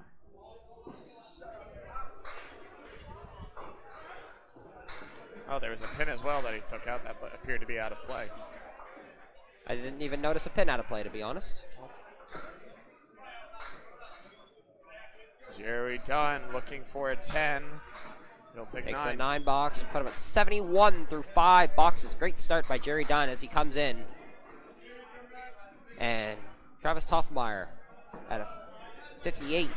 He's going to need an 85 back half to have a chance at 400. That is a very tough thing to do. He has done a very good job so far. 124, 133 start for Travis Toffmeyer. Fantastic start, especially in the first match of the day. You want to come out of the gates hot and boost some confidence into your other 2 matches for sure. Averaging 119 going into this string. He'll be well over 120 if he trends this way. Jerry Dunn clobbers 7, 8, maybe 9. And the 10 pin won't Maybe fall. 10. No, it doesn't have the gumption. It almost did. And that one got away from Travis. He's going to Toffmeyer. steal 3 more. Wow. Backdoors the head pin. Now he's got an interesting leave here. Jerry Dunn as well. We're going to zoom in for you folks here. Jerry Dunn, only a single, but really tough wood. He might want to go around it, snap the one behind. I would hit right at the 5 pin. Whoa! He Wow. plays it off the wall, and it goes. Jerry Dunn making a great spare. I'm a lefty, that's why I would play the 5 pin, but can a righty actually get to the 5 pin? He can, and it, oh my, it did not go. Great bid on that, but no luck for Travis Toffmeyer. Maybe the cap would have done something. We'll never know as he's going to play the pin here for a 10. Or maybe he'll play the wood. That would be silly. And he plays the pin, like a pro. Yeah. Drives 10. Jerry Dunn at 81 of the ball, leading the way for A-plus accounting. In league, he might have gone for the pin just to be foolish, but And I say Jerry Dunn's leading the way. He is not. Blake Doucette is charging right now. He's on 4 in a row. He went 20 box, 20 box, 17 box, and he's on another mark here. Blake here comes the Doucette ball. trying to stay hot. He will. Hey, It's going to be another. hammer! 77 through 4 for Blake Doucette. What an unbelievable start. Going to be in the 90s in this half with a solid fill on this strike. Crazy stuff. And that's going to be wide. BJ Hamilton, not the ball he's looking for. He's got the spread eagle leave plus the 10. 1, 5, 8, 9, 10. Oh, the spread eagle lead. Yes, that is true. The inverted eagle, as some might The say. inverted eagle. You go right at the head pin here. Oh, skip lob, and the head pin is the only one that stands now. That would drove What an everything back. unbelievable start by Blake Doucette. He's looking at a 90-plus half. He could get into hundreds with a double. And a 9 for BJ Hamilton. All eyes on lane 2 now. Blake Doucette trying to lead A-plus to 6 points. They now have a 13-pin lead in the match. 25 in the string on his back. Jerry Dunn helping as well, I guess, but my goodness. This could be very special, especially if he throws another one here. Oh, imagine. No, it's way off. Wide. He's going to steal a bunch, though. It's going to be 7 on the first ball. Side saddle triangle in the middle. The 1, 2, 5 for a That spare. one's left as well. And there's the 1, 7, 8, 9. BJ's been dropping it. I've heard of some people saying they're having trouble gripping the ball. There's a coming back with a little bit of oil. Blake Doucette for another. No, but a 9 fill nonetheless. 9 fill for a 96 half. Fantastic start. Unbelievable. And Doucette, or Hamilton for That felt weird. That looked weird. BJ Hamilton put a good ball on that, and somehow, some way, things lighting up on the board, on the deck, will not take the 7 or the 9. and he leads the 9 box for a 105 through 6 boxes for Blake Doucette. The crazy thing is, he just missed 3 balls. He's a little frustrated with that. He could have kept it going comfortably. However, 105 through 6, still very solid. If he can find that gumption again, he could be in the very, very large string here. $8 for BJ Hamilton. Birchill's now reeling as A+ takes control. So if my math is correct, he only bowled a 101 his first string. Like, who did? Like, do set. We'd have to look up here. I forget. Yeah. If he was in the 2 seed, which I think he was, then it was a 101. He got taken out though, so Okay. he's credited with. But credited he with still the credited 101. his string. Yep, So he already beat his first string he did. in 6 boxes. That's true. And Whoa. a big bomb by Troy Dunphy. Get over And it. it Hey! gets over for a strike. Announcer's curse goes both ways. And Nate LeBlanc only 4 on the fill, and he'll have 4 pins left to contend with. he'll go with for his the third right. ball. He'll go for the right side here to try to take out 2 to take an $8. You think so? He I- might get greedy here. People get greedy, but at this point of a match, it's definitely not something you want to get greedy with, especially when, you know, if you were up by 150 pins, it's a little different, but you're not really, you're still going by total pinfall, right? That's a good mental read right there, is what I would say. Obviously, you know how to play that shot. However, knowing where to go and which pins to get is big. Thank you to all 116 viewers here on Candlepin Bowling Network. Free to subscribe, never a charge. This is the ICC Worlds Match 7 of 11. String 3, 6 points still to be had as total, and the string And are the in jeopardy. 2-pin takes a weird, it looks like it had legs on its own and just didn't want to go. Goes on a walkabout, way out in front of the 4 So, pin. if you're, Duncan MacDougall on the call and sticks, joined by Aiden Bourgeois, the league bowler here in Moncton, New Fairlanes, New Brunswick. what do you do here? He plays it perfectly. You do that. You do whatever he just did. Yeah. Nate LeBlanc, another mark. What I can't tell you how many times I've done is I've had pins stick and move like that, and they move out of place, and then I put the ball right in the hole where the pin would be. That's what I probably would have done there. The impossible holes all day. Absolutely. Nate LeBlanc showing why he's up there, and you're not. Troy Humphrey with an 8 fill. 854 half. Just giving you shit. It's all good. Giving you grief. We got to have fun. For sure. Troy Dunphy looking for an out ball. The 3, the 10. Gets the 3. 7. Or the 7. Corners are hard. Directions are hard. 9 boxes aren't. 63 through 6, Troy Dunphy. Chris Hollett coming on a mark here, on a spare. 46 plus this ball in the 4th box. Matt McPhee struggling. Struggling 35 through his first 4. Definitely wants to put a mark or 2 on the board here. The ball. It's underway. It's a punch. Still struggling. You wonder if they're going to sub him if he can't mark here. And that's a big 8 fill for Chris Hollett. Put him at 54 through 4 boxes. Birchill trying to chip away here, but that was their only mark on the board that just got resolved. Chris Olet trying to get another on this 2-pinner. McPhee, good bid. And Just off the object. Chris Olet goes wide as well. Birchill can't put a couple together right now. They really need it to stop the bleeding. Down 10 right now, however, facing down 3 marks from A+ to none for Birchill. The 10-pin lead is in total, by the way. A+ starting to run away with this string a little bit. And $10 for Chris Hollett. And an 8 for Matt McPhee. Put him at 43 half. Matt McPhee, they're going to keep him up there because he's going to finish out this string. Can't you come out after 6 boxes though? As long as you're not. Maybe. Probably. Actually, I think you're right. I think the rule is you can come. You Up to the 6 box after the unless 6 you're on a box mark. unless you're on a mark. And Good shot at one here. That wood looks like it's going to level out a little bit. I 100% will say this: if he misses this single pin, they're taking him out, or he will pull himself. Most likely. But that wood does not look very. No, That doesn't look very handy. it's not fun. We're going to zoom in. See if it's going to be a roadblock. He has to go high and tight. He is, and it goes. Matt McPhee on the board. Now he's forced to stay in the string. And Hollett can't cover. Good try. Leads the 3-pin up. And $10. Put him at 74 through 6 boxes.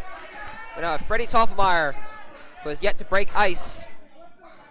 38 through 4, picking up his pins for sure. Went 9, 9, 10, and 10. And then Matt Harnett, 40 plus this ball in that fourth box. Two on his first spare. 9 in that box, 9 in the next, and then a spare, and puts 7 on it. Great ball, Matt Harnett, but a tough break nonetheless. As Toffelmeyer Tough goes ball wide. by Freddie, and that leaves the 1, 3, 4, 6, 7, and 9. I think this one's good for Matt Harnett. He gets it. Fantastic shot by Matt Harnett. Go back-to-back spares. Put him at 57 plus a ball through 5. And Freddie puts it right back in the same hole that he shot the first ball in. I don't think this is Freddie anymore. I don't think this is this Freddie? Yes, it is. Yeah, it is. Yeah. And a 5 box for Freddie. Oh, man, big Toffelmeyer. swing right there for A+. As they are now And up to they're 20 gonna in the put- match. They're going to put a substitution in for Freddie Toffelmeyer. And I don't know who's going, but he is struggling, and it shows. And they are going to put a substitute in to finish his last half of the string. It is going to be... Any chance you have an idea? I have no idea who that is. Excuse me, Travis. Travis. He's got it. All right, Matt Harnett, strike on spare. And a spread eagle for whoever's up. We're still trying to figure out. And Josh George is our mystery bowler coming into sub. Matt Harnett, big hammer on that spare. Put him 3 marks in a row. Put him 77 plus 2 balls in the 6th box. A+, 4 marks on the board now, Josh George. And all of a sudden, this was a 15-pin game just boxes ago. Is now a 52-pin string for A+, as they now have 4 marks on the board, including a strike. A+ starting to run away. Birchill needs to start mounting a comeback, and they need it now. Travis Toffelmeyer. Marks are 4 to nothing for marks. Back And to the top Blake of the Doucette, order. only 1. Not on the mark. Jerry Dunn, 81 plus this ball. Not 6 box. Travis can't get it going here. He's And gonna they leave the 1-6-7. Very tough shot to make. 3-pin falls late. Technically helps. Jerry Dunn on the spare. Takes out 5. Put him at 86 through 6 boxes. Minimum of 91 through 7. Travis, 68 through 6, definitely wants a mark here. Tough shot, goes for it, he got it. Beautiful shot by Travis Toffelmeyer. 1-6-7. Oh my, And he has impressed himself with that one for making it. And Dunn trying to match in the 7-pin stance, the same as it did before the box started.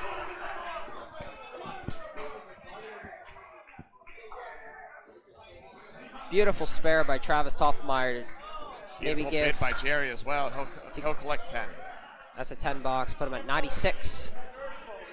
37-pin match.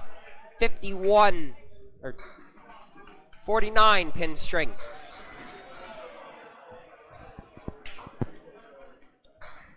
Travis Toffelmeyer trying to spark something for Birchill here. Another mark would go a long way. It's a good ball. It's too good. And 6 on it. Massively clipped eagle 2, right 3, here. 4, 7. Now, what do you think? Is he going to try and hit the 3 into the Great ball 3 by pins? Jerry. Oh boy. I think he's going to try to cut over that 3. Yep. There's wood on it. We'll take a look. He's going to take a look as well. Look at all that wood way up there too. I wonder if he might be able to try and go at it. I don't think it's going to go. Slap it I think across. the only way I think the only thing he could hit out of that is like The red line, I think. he'll only knock out the 3-7 if he goes for the wood. Is it high enough? Can he send the wood off the wall? I think he'll A lot of questions. I think he'll All go for about the to be 3. resolved right here. He's going low on the wood, and it goes! Wow! And Dunn can't believe he missed that one. Travis Toffelmeyer, an outstanding shot right there to go 2 in a row. Don't count on me when it comes to these things. 10 box for Jerry Dunn. Put him at 106 through 8 boxes. Can't believe he missed that spare. He's a little frustrated with himself.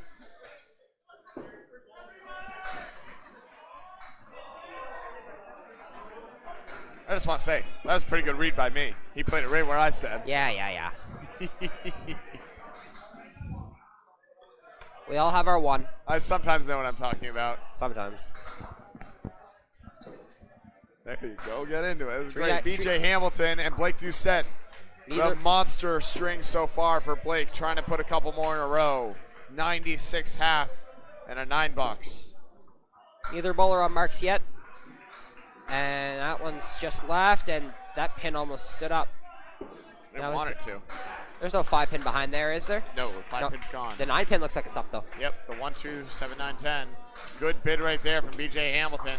Wow, Spins I don't the wood think into the pit. I've never seen a wood like or a ball spin a pin like that. Deuce, I can't believe he just stuck to that one. Into the ocean, the Pacific Ocean that time. Or the Hudson Bay, I guess, up here. Good 10, BJ Hamilton, 3 objects. Might have just realized something. I think Blake Doucette uses the same balls I do. What's the make and model? It might be a different brand because mine are old. I bought them when I was like 4, and I still use the same set. Do you know what kind they are? No, No idea. no idea. I just know that they roll. They do go forward. They roll and they hit pins and they go forward. Most bowling balls do. Not all of them, some of them. Not the ones that have holes in them. Powers down 9. I have a huge chunk taken out on one of mine. I did have a huge chunk and I got it. So I have that same color pattern. It's Whoa, Blake Doucette trying for 10. We'll settle for 9 so far. it seems like Blake's using a bunch of different bowling balls here. It seems like he used a red one there. He was using a maroon one, and now he's got like a gold spiral one. Oh no, this wood in Blake Doucette is going to be very tricky. Oh. We're going to zoom in on it after BJ can't cover.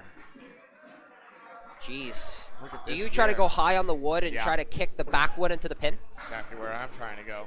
It's where he's trying to go, and it's a roadblock. He catches the red tape, line. and it won't go. Blake Doucette remains open in the second half. He's still at 114 through 7. Wishes he had more. Trying to help his team, A+. The American Open. Gets 6 points. American Open, Canadian closed. BJ and Blake yeah. answer with 10s abound. A 124 through 8 boxes for Blake Doucette, and a 93, if I'm not mistaken. Yes. That's math. Well, I wasn't sure if it was a 10 or not. It was a 10. Yeah. 93 through 8 boxes for BJ Hamilton. And it's now Troy Dunphy on your right and Nate LeBlanc on your left. Nate LeBlanc.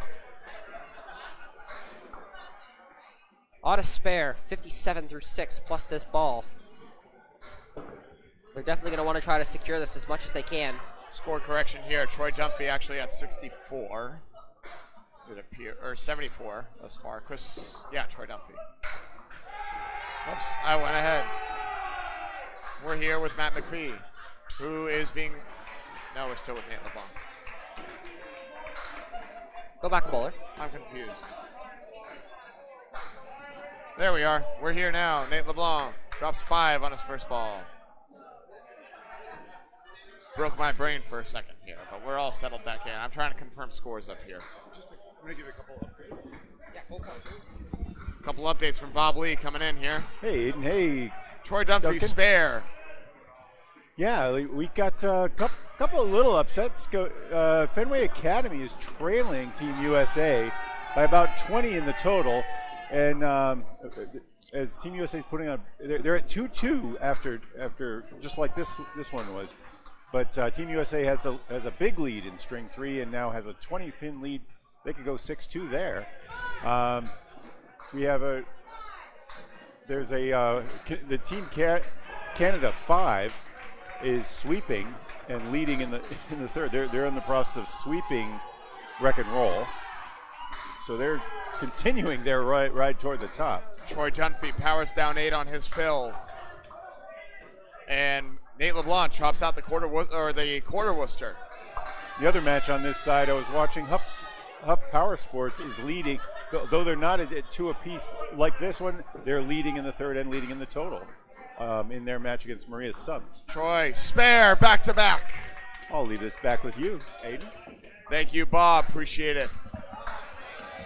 Nate LeBlanc, the wiggling 9. It will goes! go. It will go. Both bowlers and spares in that 8th box. Troy Duffy, 92 plus a ball through 8, and Nate LeBlanc, 80 plus a ball. 24-pin lead for A+. Matt McPhee on a spare. He's got 53. He's struggling right now. He probably would have came out of that string if he didn't end up getting that mark.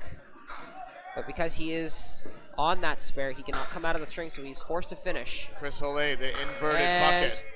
that is a big 18 fill to put him at 61 through 6 boxes. Back over par, all set up for another. It is a split, but the wood is really nice Diamond on plus it. the 8 pin. That's a weird leave. And the 6 pin stands tall. The inverted bucket. The inverted bucket. Matt McPhee. Uh-oh. Oh, yeah. Whoa. Uh-oh. Catches a cap, sends everything way over to the left, to the right, and can't cover the left. And 9 bucks for Chris Hollett, and a simple 10 for Matt McPhee. Put him at 71. Chris Hollett at 83. Both bowlers through 7 boxes. We now head to the 8th box. Matt McPhee, one of the premier bowlers from Canada, struggling here in this first match.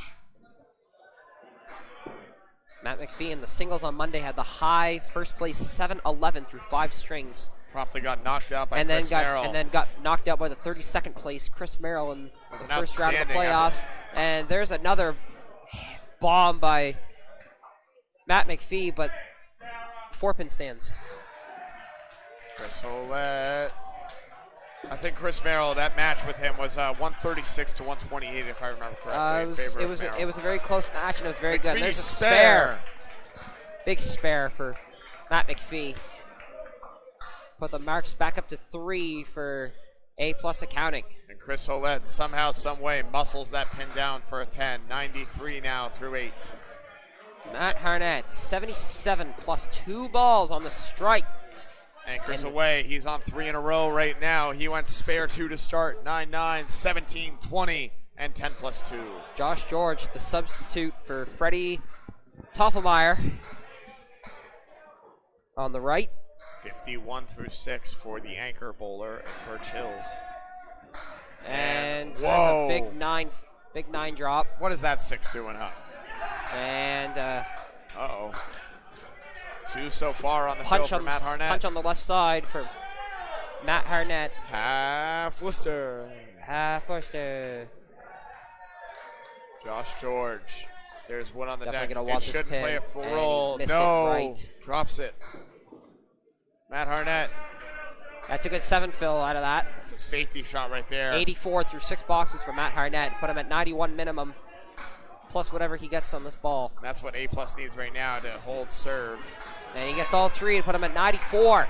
It's a silky smooth 10 right there to match Josh George's 10. 61 through 7 boxes for Josh George slash Freddie Toffelmeyer. Yep. And 94 for Matt Harnett. Joshy Toffel George. Joshy Toffel George, yeah.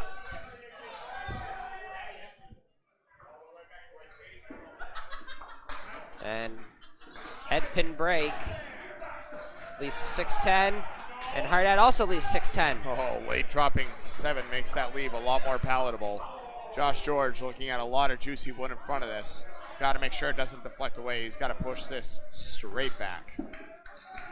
And he does. He's got it. Fantastic spare. Well executed shot. And Harnett matches both bowlers. Spares on the 610.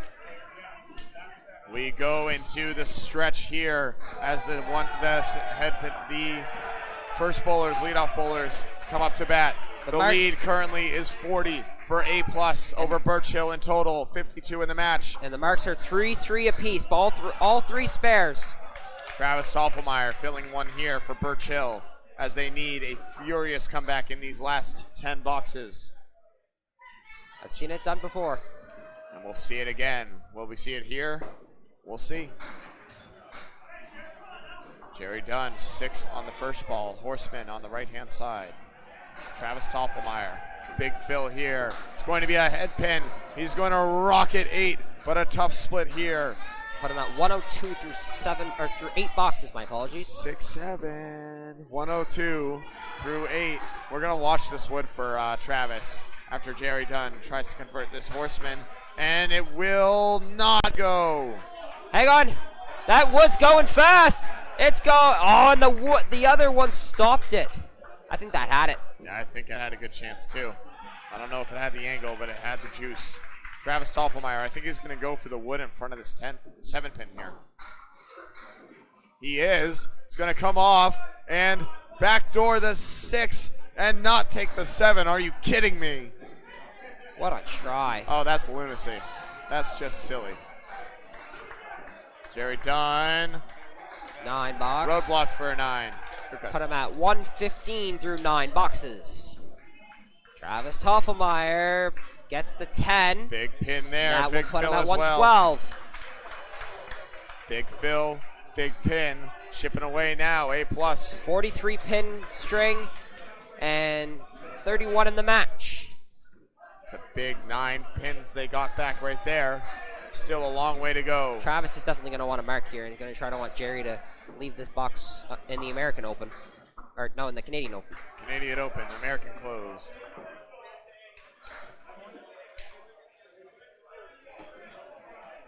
And Jerry powers down 7. Triangle, Some juicy right-hand wood side. in front of this triangle here. So can that be a triangle 6? That is a triangle 6. There you go. Travis drops 7. And look at this wood settle in nicely. Okay. I've seen worse wood. Seen worse wood. Nice and high, I think.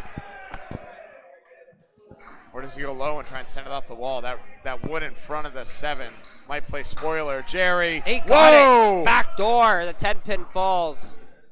That didn't go the way I thought, but it's the way he wanted it, which is So down. the way Travis throws this ball, he throws it hard enough that I think if he hits the red line on that front wood, the ball will come back down and hit the 10 pin. Come down for the clouds. He's think- going to need a little luck here as well as a lot of skill. The ball is good. It's high. The wood is going to roll over and fall into the pit and won't take it. Jerry Dunn with a break here to get A+ Accounting a bit larger lead. Travis looking for the 10 to get to 1. What a fantastic match of bowling.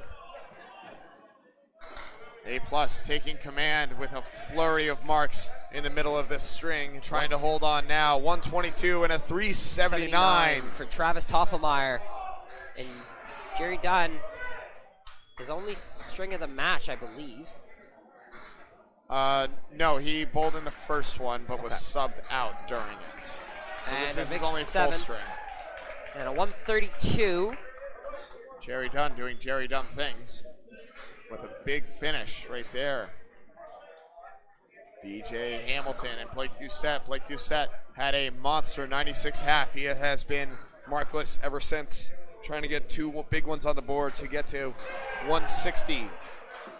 160 would be nice. And that's not a very fun leave. No, 1-3, 7-9, 10. 7-8, 10. 7-8. And another punch. BJ Hamilton cannot find a consistent ball here. No.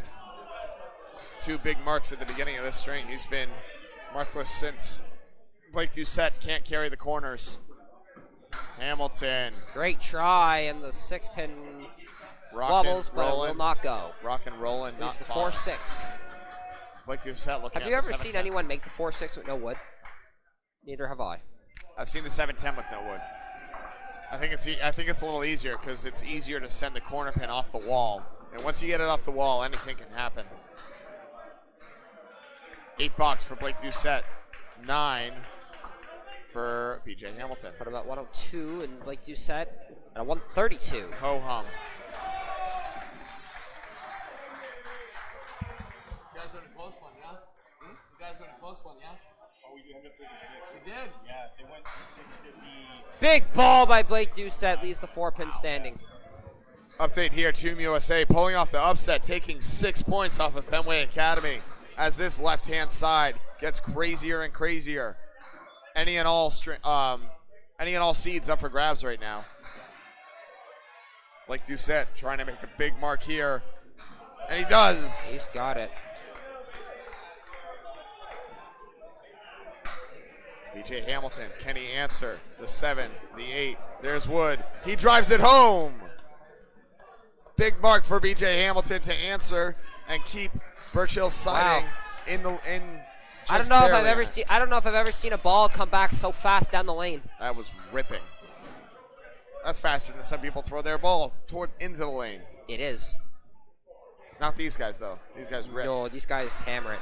Speaking of hammers, Blake Doucette, a thunderous 9 drop. How about a 151? 151. Crazy. And no, it's only a 5. To finish with a 370 after only putting up 219 in his first 2 strings. A 101, a 118, and then finishes with a 151. To finish that 370 to give A+ a bigger advantage of going up by 53 pins in the string and 41 pins in the match. BJ Hamilton, he was not throwing the best ball, but bailed out well with a 117 to get to 326 on the match. All right, Nate LeBlanc, the other fireballer here for A+. Only 4 on the fill as he has an eagle with a piece of wood. It was almost 2. It was almost the 1-8 and then the 5-9 fell after. Troy Dunphy, Powerball 7 off the head pin. And with a 40-pin lead and almost another eagle conversion.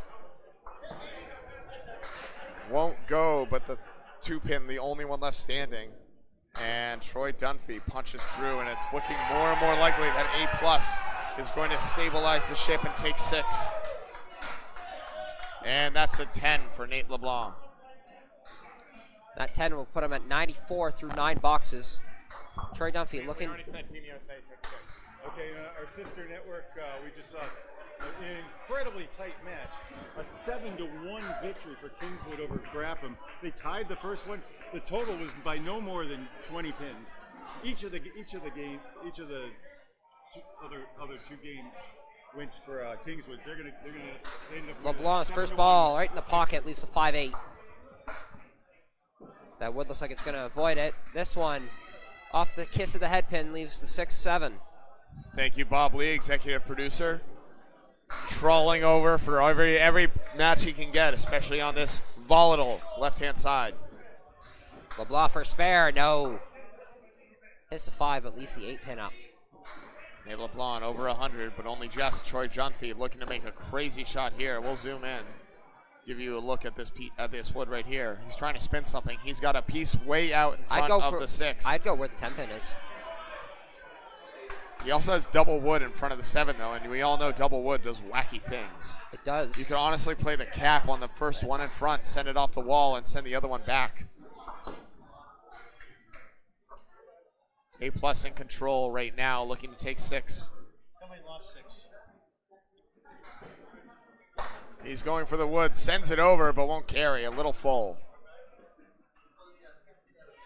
That will put him in the 1-teens, either 117 or 118, depending if he gets this pin. That's a 10 box for a 104 string for Nate LeBlanc. And a 9. The wood denies Troy Dunphy. He finishes 346. 117. 118. Oh, yeah, 117. And a 345. That's hard, man. Candlepin Bowling Network, the last 4 boxes of this first of 3 matches here on day 3 of the Worlds. Match 7 of 11.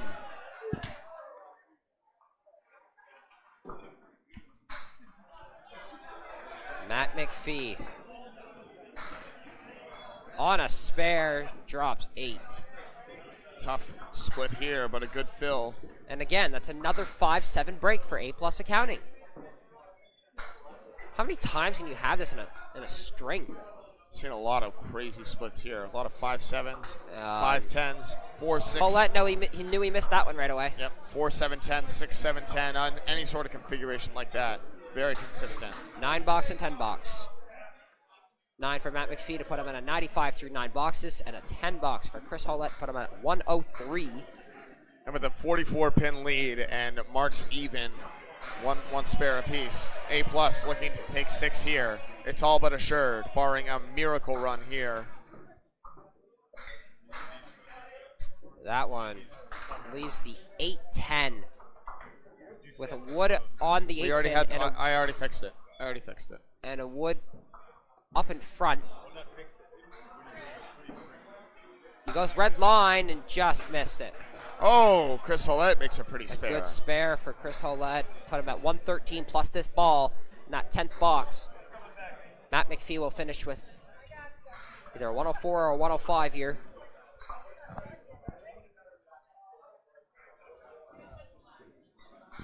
And it will be a 104, and Hollett on that ball drops a big 7 for a finish with a 120.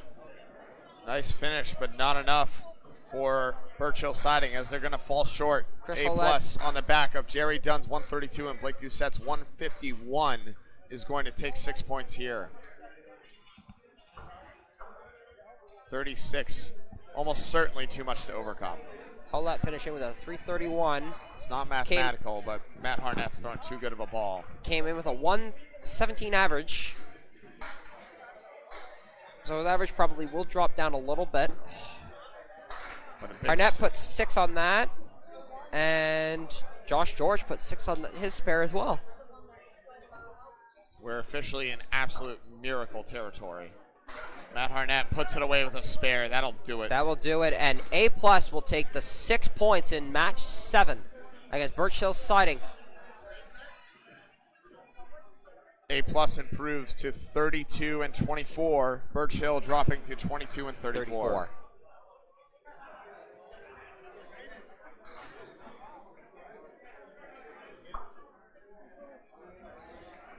Sorry, 22 and 30. Yeah, 22 and 34. 22 and 34, yeah. And 36 and 20. Breaks my tiny brain. 32 and 24. Inverted nonsense. Josh George. Did he make a spare? Yeah, he did. No, he didn't. Josh George, yeah. Josh George made a spare. I am seeing a Oh, did he? 10 box for Josh. Huh. Wait. Okay. Harnett made his. Harnett made his, yeah, because he had the 1, 2, 7, 8 or whatever it is. So good. And Thunderous 9. there's a 9 fill, but I'm at 129 through 9 boxes. He's going to join the 130 club, looking for the 140 here. If he can make a single. Trying to bump his average back up. Josh George wipes out 4. And Harnett, He's bang. got it. They're just going for total pinfall now. To try to bump up their chances of picking up as many pins for playoffs. And a big a 10. 10 box finish at 97, and that string will go as Freddie. That's Freddie Toppelmeyer's Yes, string, I can- 97. So he'll yes. Freddie will be credited with a 316. Well under his average. And another 9 fill for Matt Harnett to finish with a 148 So a to give monstrous A string. plus a 1751 to a 1697 win in a 639-573 string match to take 6 points. We move on. We're going to get set up for the second match here of 3. Thank you very much, Aiden, for joining us. This has been Duncan MacDougall with Bob.